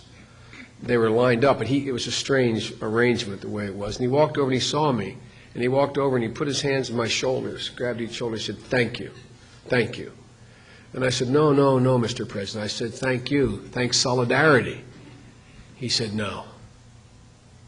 Radio Free Europe and the Holy Father. So I said to the President of the United States, when he talks to me about, and he does, not infrequently, about the moral imperatives in the Bible and the like, I reminded him that the walls of Jericho came down, not as a consequence of Joshua's armies, but as a consequence of Joshua's trumpet, a metaphor for his ideas and ideals. That's what brought the wall down. And ladies and gentlemen, I think the American people are ready to change course and the atmosphere of the last 6 years. All they need, in my view, is a leader that's prepared to call them to act and appeal to their better angels.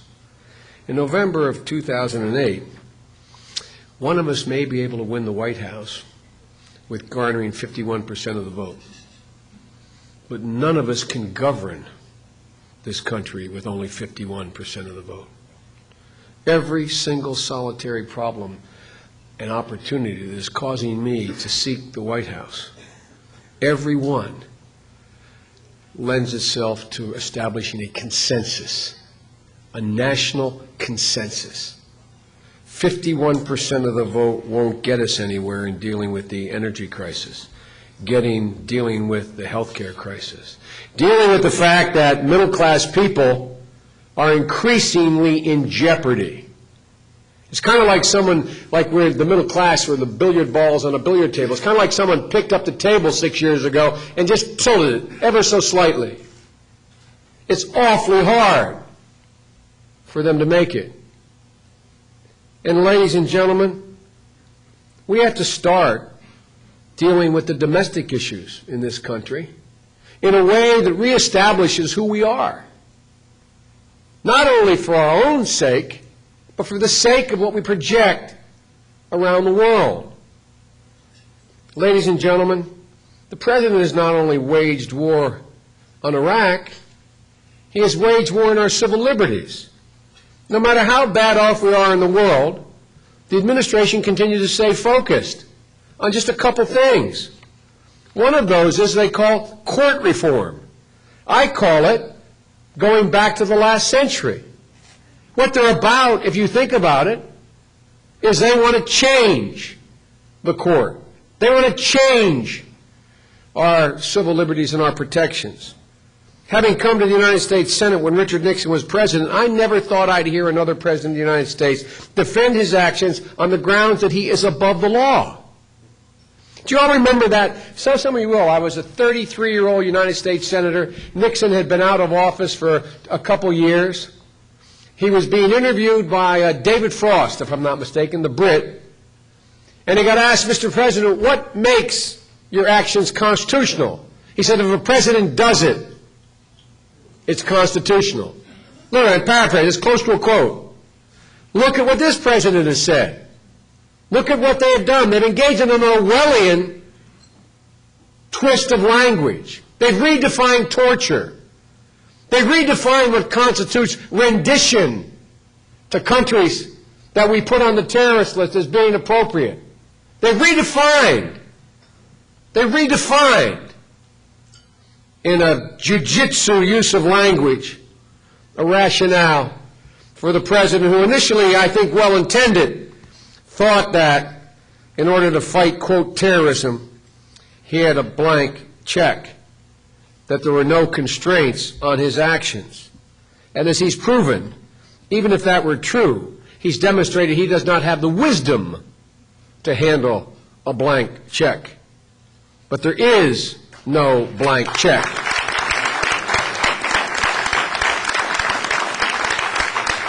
And by doing what he has done, he has squandered the support of the world that immediately repaired to us immediately after 9/11.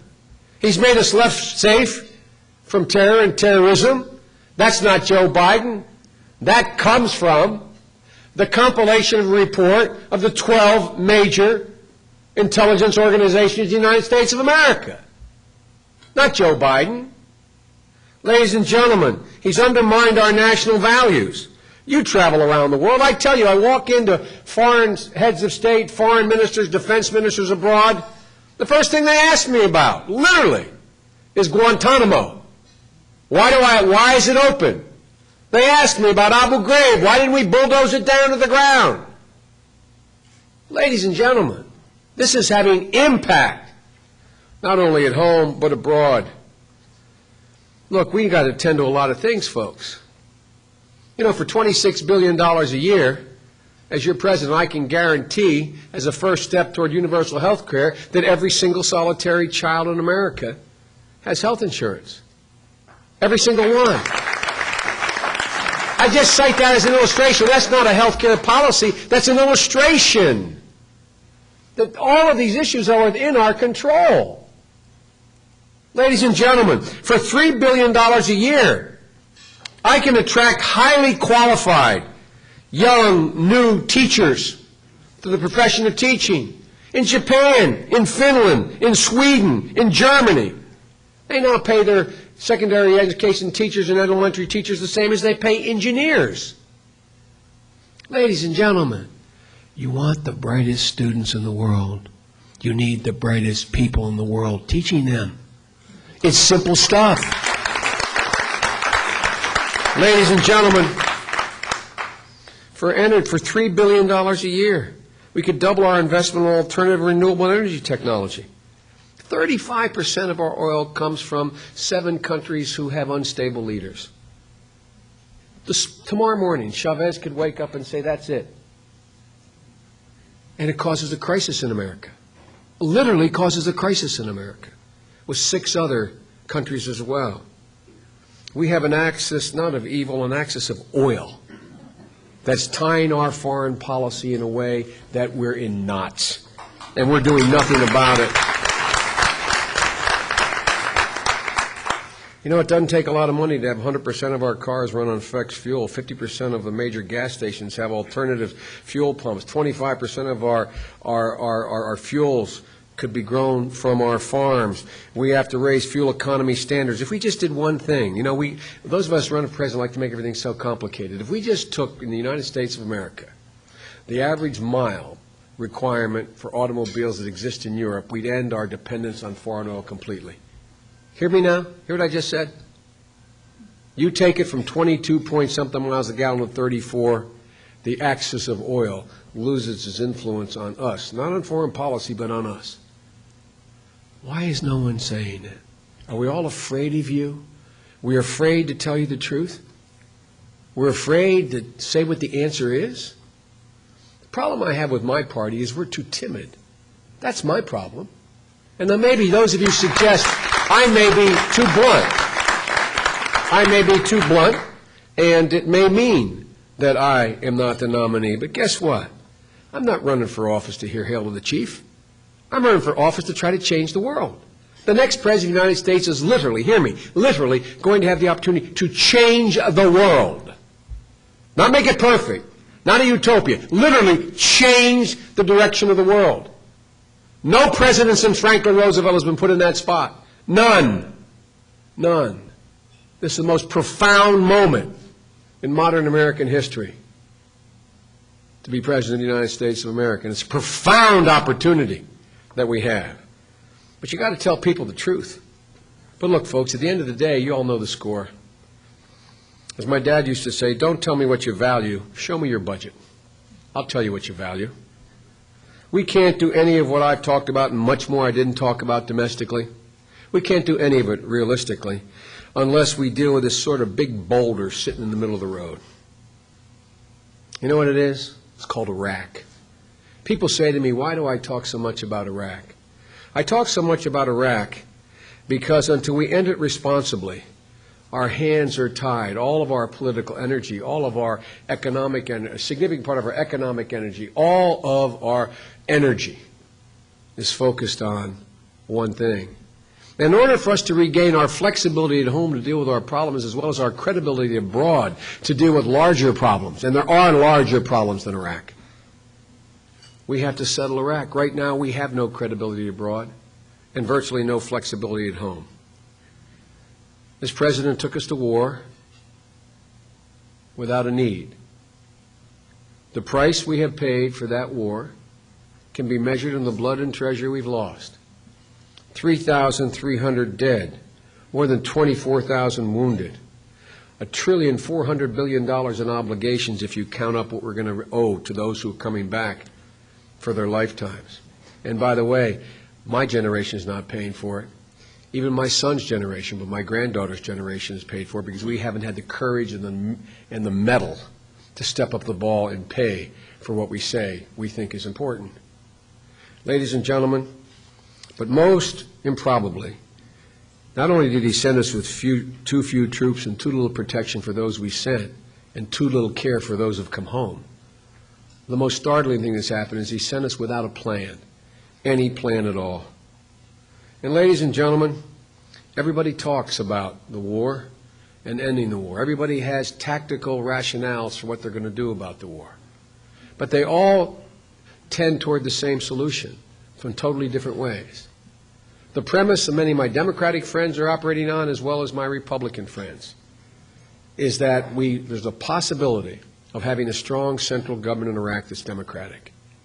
Hear me. Hear me. There is none, nada, no possibility of that occurring. None. So why does the president say surge troops? Surge to give breathing room for Maliki to be able to work out a deal. When I met him, and some of you probably were upset who were supporters of mine, when I met him this summer on my 7th trip there, I came back to say, what do you think of him? I said, I don't think he has the desire to accommodate change. I don't think he has the ability, even if he did. And I don't think he has any intention. And I was criticized for saying I was being too harsh. How many of you think differently of his assessment of him at this point? Ladies and gentlemen, he's not a bad guy. He's in a really tough situation. And folks, if he were the Lord Almighty, it's awful hard to figure out how there's going to be a strong central government in Iraq that is democratic and viewed as being able to meet the needs of this disparate community that calls itself Iraq. And ladies and gentlemen, even my colleagues who I love, and some of the things they propose are necessary, but they're not solutions, they're tactics. Cap the forces, cut funding for this, cut for that. None of them ask the two-word question any responsible president has to be able to answer. Then what? After you surge, then what? After you cap, then what? After you cut, then what? And ladies and gentlemen, there's only possibility everyone acknowledges of the political settlement that gives the major Iraqi groups confidence that they can protect their interests peacefully, not through bombs and death squads, but by a political settlement. And the only way that's going to occur is if we decentralize the government in Iraq. If we do what their Constitution calls for. Article 1 of their Constitution says we are a decentralized federal system. I guess I'm the only one that's read it, because I'm the only one that's put out a specific plan. And did I put out a plan because I'm the smartest guy in the block? I'm the only guy that understands this? The reason no one else has put out a plan is you put out a plan, it gets shot at. It gets shot at. You become the target. Well, again, I'm not running for president to hear hail the chief. I'm running president to solve problems. And ladies and gentlemen, unless we decentralize that government, unless we give the Iraqis local control over the fabric of their daily lives, unless we allow local police forces to be in cities that are essentially heterogeneous and those that are not, there's already been 3.5 million people ethnically cleansed themselves. Ladies and gentlemen, without a fundamental change in our policy, we are on a trajectory for disaster. For more detail on my plan, which is the only one out there, comprehensive plan, go to joebiden.com. I won't bore you any more today with it. But it leads me to the next piece. If you can't answer then what, how do you answer what happens in the Middle East? How do you address the circumstances relating to Israel and the Palestinians? How do you deal with the issue in Lebanon? How do you deal with Iran? Tell me how you do that. If you buy into this false choice in this town, which is either do more of the same and leave it to the next president or leave and hope for the best. Is that a foreign policy? Ladies and gentlemen, as this president fought his roar, he's also squandered the opportunity to promote the security of Israel, in my view, to secure Israel's possibility to be at peace with her neighbors. I can't fathom how our current president has not found the time to visit Israel during his presidency.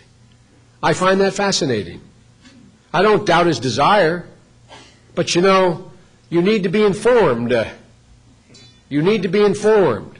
And I have found in my experience there's nothing like touching it, tasting it, feeling it, to inform what else has been poured into you in terms of information. Ladies and gentlemen, in the Biden administration, peace and security for Israel will be a priority, and I will be involved in it. And most of my senior members of my administration will be engaged every day, not every so often. Ladies and gentlemen, there's a window of opportunity here. Back to my mother's assertion, not everything very bad, something good will come. What's the good that possibly could come from the circumstances now? The good is the Arab states have finally woken up. The Sunni Arab states have been the enemies of Israel and figured out they got a common enemy. A common enemy they worry much more about than they do Israel. It's called Iran. It's called the extension of a Shia crescent. And ladies and gentlemen, what have we done? To put it simply, Iran has terrified the traditional enemies of Israel. Not because Ahmadinejad's outrageous anti-Semitic statements and his Holocaust denial, but because the role Iran is playing in supporting Hezbollah and Hamas in the nuclear program. They see signs that advantage is tipping toward Iran and their extremist allies. If you're sitting in Riyadh, if you're sitting even in Damascus, if you're sitting in Cairo, they're nothing but a nightmare for you. You can see your end at their radicalization of the region. And what are we doing about it? This may be the final spur to action, and it takes some risk that we've avoided. But we need a president who understands that opportunity does not translate into progress without American leadership. We should be using our leadership to press the Arab countries to begin taking steps to normalize relations with Israel now. Now. The Arab League comes out and says some good things again, although they don't deal with the key point of the right of return.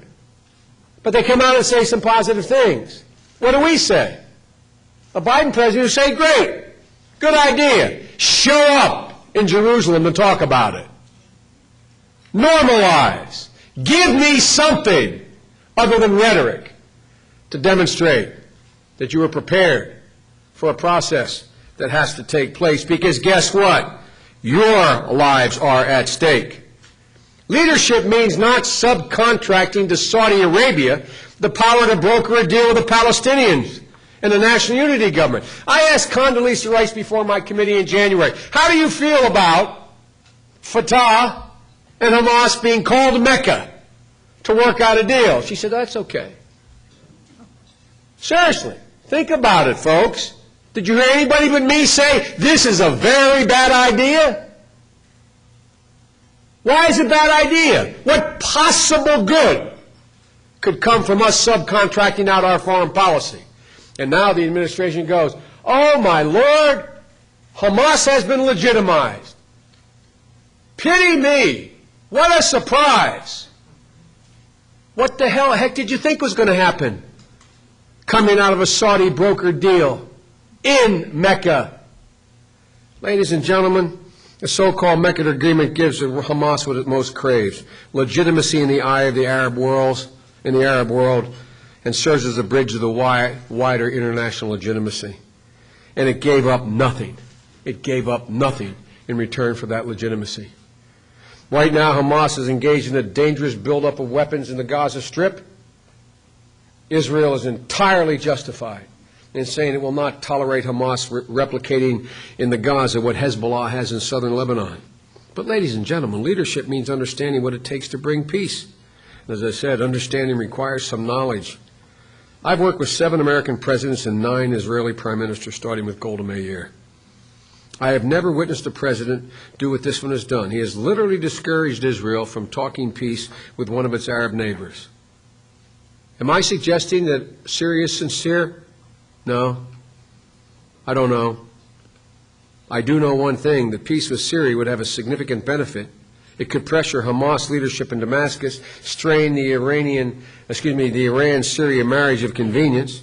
It could reduce Syria's destructive behavior in Lebanon and limit Hezbollah's room for maneuver. There's a lot of reasons for mistrust, but Israel should be allowed, if it wishes to call Syria's bluff. That is not our choice. It is their choice.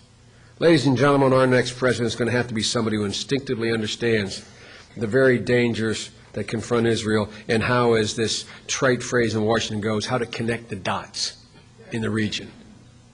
Because they're not connecting the dots. Someone who can sit down with Israel and Arab leaders and help them come across the finish line. We are the sole superpower.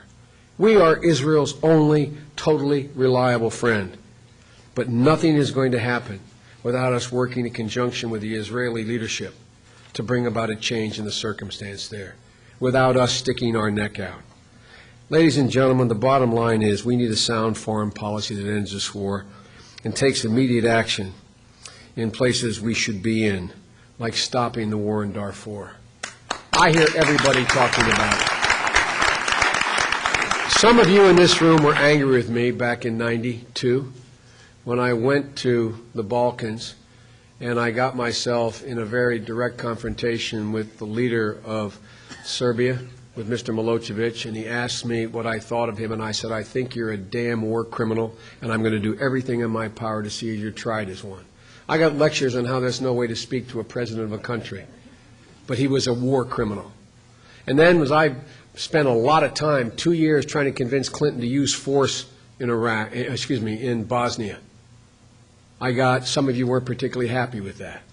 Well, ladies and gentlemen, sometimes force is necessary if used wisely. Here we are 10 years later. The genocide is ended. We've had 20,000 NATO troops there. Not one, thank God, has been killed. And they're now working toward amending their constitution to become part of Europe. Ladies and gentlemen, it's simple in Darfur. 2 years ago, I called for a no-fly zone. 2 years ago when I visited, I came back after meeting in the region, in Chad, on the border with the African Union, that we had to use NATO forces, that we could and should have done it then, was within our capability. Then 2,600 troops could do that.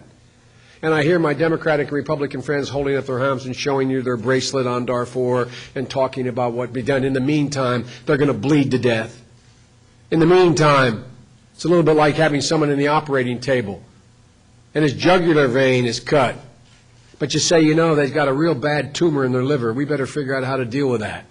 If you don't stop the bleeding, the patient's going to die. Ladies and gentlemen, we should be unequivocal. We should put my no-fly zone proposal into effect immediately. We should impose the sanctions now on Khartoum. We should announce that any country that engages in genocide forfeits their sovereignty. Forfeits their sovereignty. And we should make it clear.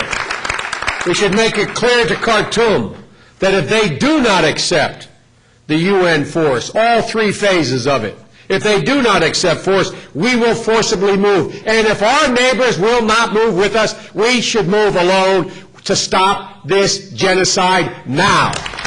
Now.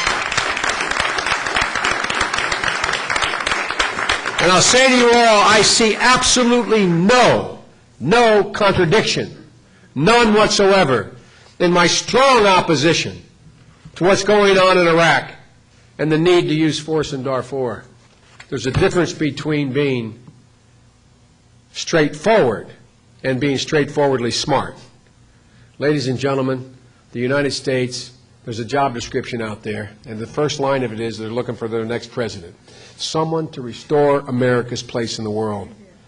And the next president of the United States, when in fact we hand over power, whomever he or she may be, the next president of the United States is going to have absolutely no margin for error.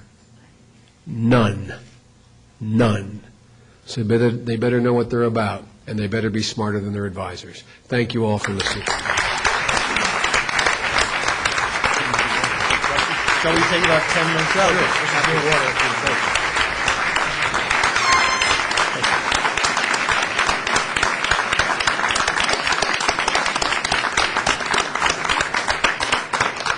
Senator Biden has agreed to about 10 minutes of questions, but before he starts, Senator, I want to thank you. That was brilliant. The clarity was marvelous. I want to thank you on behalf of our entire membership for your friendship to Israel and your leadership within the Jewish community for social justice and civil justice. You've been great, and you're a great friend of ours, and we're glad to have you here. I promised Anita the first question, so if I might. Anita, before you ask, what I'm going to try to do to get in 10 minutes, I'm basically going to get as close to yes or no as I can, and then if you want me to expand, I will, okay? I'm not going to try. The criticism legitimate of me is I give you the whole answer, and I'm going to try not to do that. This is not going to be a yes or no question. Okay. Senator, I love everything you said about foreign policy, but I'd love to turn our attention for a minute to domestic issues. Specifically, Senator, your campaign has not issued a statement regarding the recent Supreme Court decision. Yes, it has. Oh, it has? Yes, it has. I stand corrected. And I'm happy to tell you what it is. Would you like to tell us what it is? Yes. Ladies and gentlemen, I voted for the partial birth abortion ban. I think it's an extraordinary circumstance. I make no apology for it. What bothers me about the decision is not, and by the way, under the decision, as you know, the life of the mother is still protected, number one, and number two, health, what constitutes undue burden is the issue. And the second thing that's absolutely clear is that even in the majority opinion, as bad as it was in the reasoning, they came along and they said the following, that the way in which this case should be litigated is anyone who is going to be subject to this prospect can have the ability to file suit and reconsider the very decision we're making here. But here's the bad part about the decision. Those of you who are lawyers in the audience and those of you who went to law school and were wise enough not to practice law, remember the word dicta. The frightening part of that decision is the dicta in the decision and the accompanying comments by the Chief Justice and by Alito, two people I worked harder than anybody to keep off the court and got beat up for trying to keep them off the court. And here's what the dicta said. Number one, Kennedy, writing for the majority, merged the first trimester and third trimester by arguing that, blurred the distinction of Roe v. Wade, and said that the state has a compelling interest in the beginning. It does not. That's not what Roe v. Wade says. That's not what Roe v. Wade says. The second part, and there's three pieces, but I'll just give you the second one that's most disturbing, and a hint to what I'm afraid may come. The second part of the dicta that he used that did not go to the actual decision said that the court, it's appropriate for the court to consider the mother's well-being. And what they want to do is save the mother from making a serious mistake. The most parental, condescending judgment I have observed in the Supreme Court decision since my personal argument with Justice Rehnquist when he said my Violence Against Women Act would just encourage women to leverage it for divorce settlement purposes. That's the big problem with this decision, in my view. The big problem is this decision, it portends a court that is listing very far right. And that means that the next Supreme Court justice, who is actuarially likely to be one of the four who voted in the minority, stepping down, that we're going to change the court for a generation. Yes.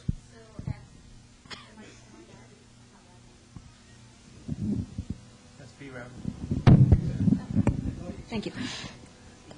So given a court that is hostile to Roe v. Wade, what specific steps would you take as President of the United States to ensure that abortion rights continue to be safe and available for our daughters and our granddaughters?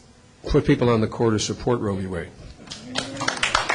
By the way, that's just so you know, is that or a constitutional amendment in reverse. And that's not a bad idea. But the problem is, the idea you think you're going to wait to get a constitutional amendment passed in order to guarantee that in this circumstance is not likely. I have a strong supporter of Roe v. Wade. I'm on record as being for Roe v. Wade. I do not think it should be tampered with, and that's what the court basically did. That's why the next appointment is key. I think it was about a year ago, I came down to Washington for the march and rally on Darfur, and I would say about 85% of the marchers were Jewish. I don't know what we need to do, and I'd like a little more insight. You say, let's pass this no-fly on tomorrow, but how do we get it done? How do we get people tired of, they're waiting for us to come and we're not doing anything? By doing what you've been doing and I've been doing every day. You've not heard anyone in either party speak out as consistently and thoroughly and straightforwardly and visit the region as I have. I have been as a broken record on this issue. Every opportunity, whether it's Meet the Press, speeches of the Council on Foreign Relations, floor statements and or movements in the hearings I've had. If you happen to see the hearings we just held on Darfur, my getting into quite a little exchange, along with a very good new guy, my colleague from the state of New Jersey, who absolutely excoriated the Assistant Secretary of State. The only way we can do it is keep pounding. But the truth is, and I went so far as to write to the President and go see the President and say, Mr. President, this was a year and a half ago. You're on the balls of your heels here. If you want to reestablish your moral legitimacy here, you got to change your position in Iraq. If you're not willing to do that, at least exercise your moral leadership on Darfur. Put your money where your mouth is. Stand up and say, and I will stand up with you. By the way, a lot of folks in our party don't like what I'm saying. Everybody cheers about Darfur, like most of my colleagues talk about, we have to negotiate Darfur, and we have, give me a break. There is no possibility of the government in Khartoum negotiating another way than anything other than pressure. It's not going to happen any more than Milosevic. You could have negotiated with him for 10 years. And so, folks, let's get something straight.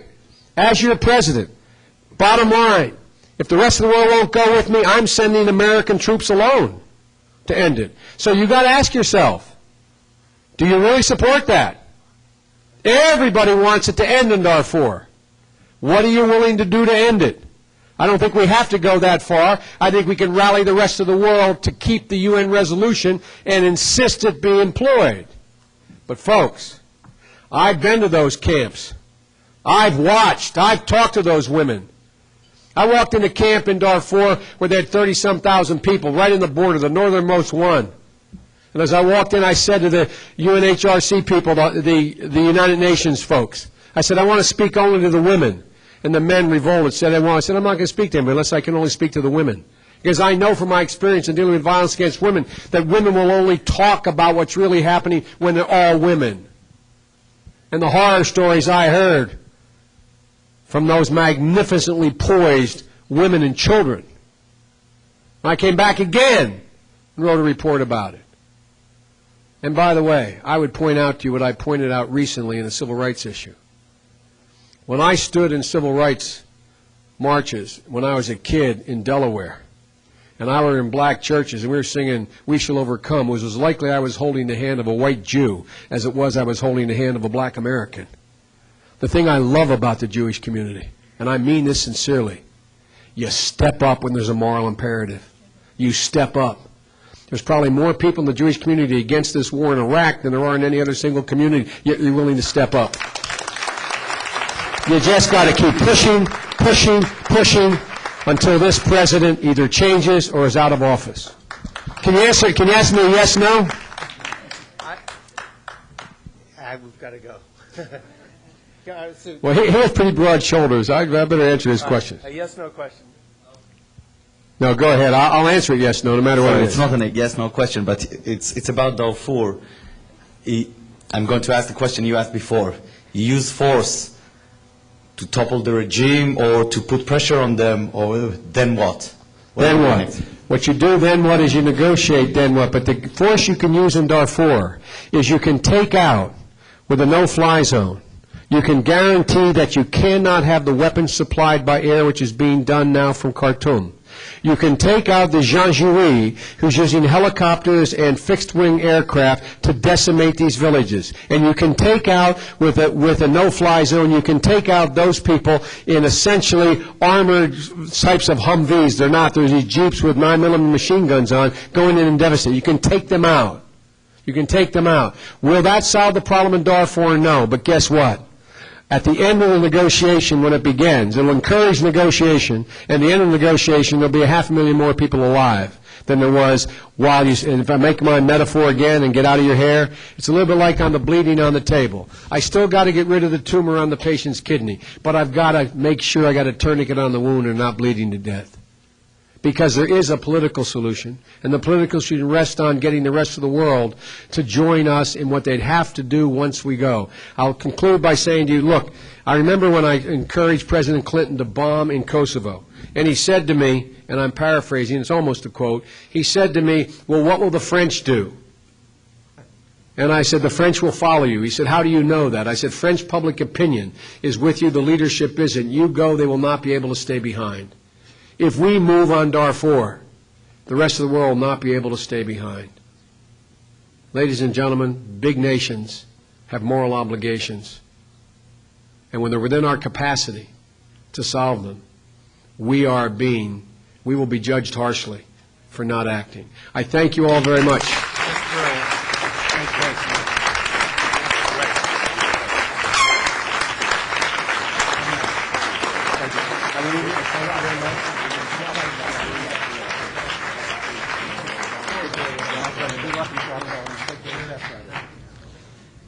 I wanted to introduce someone that snuck in the room. Y'all take a seat. One second.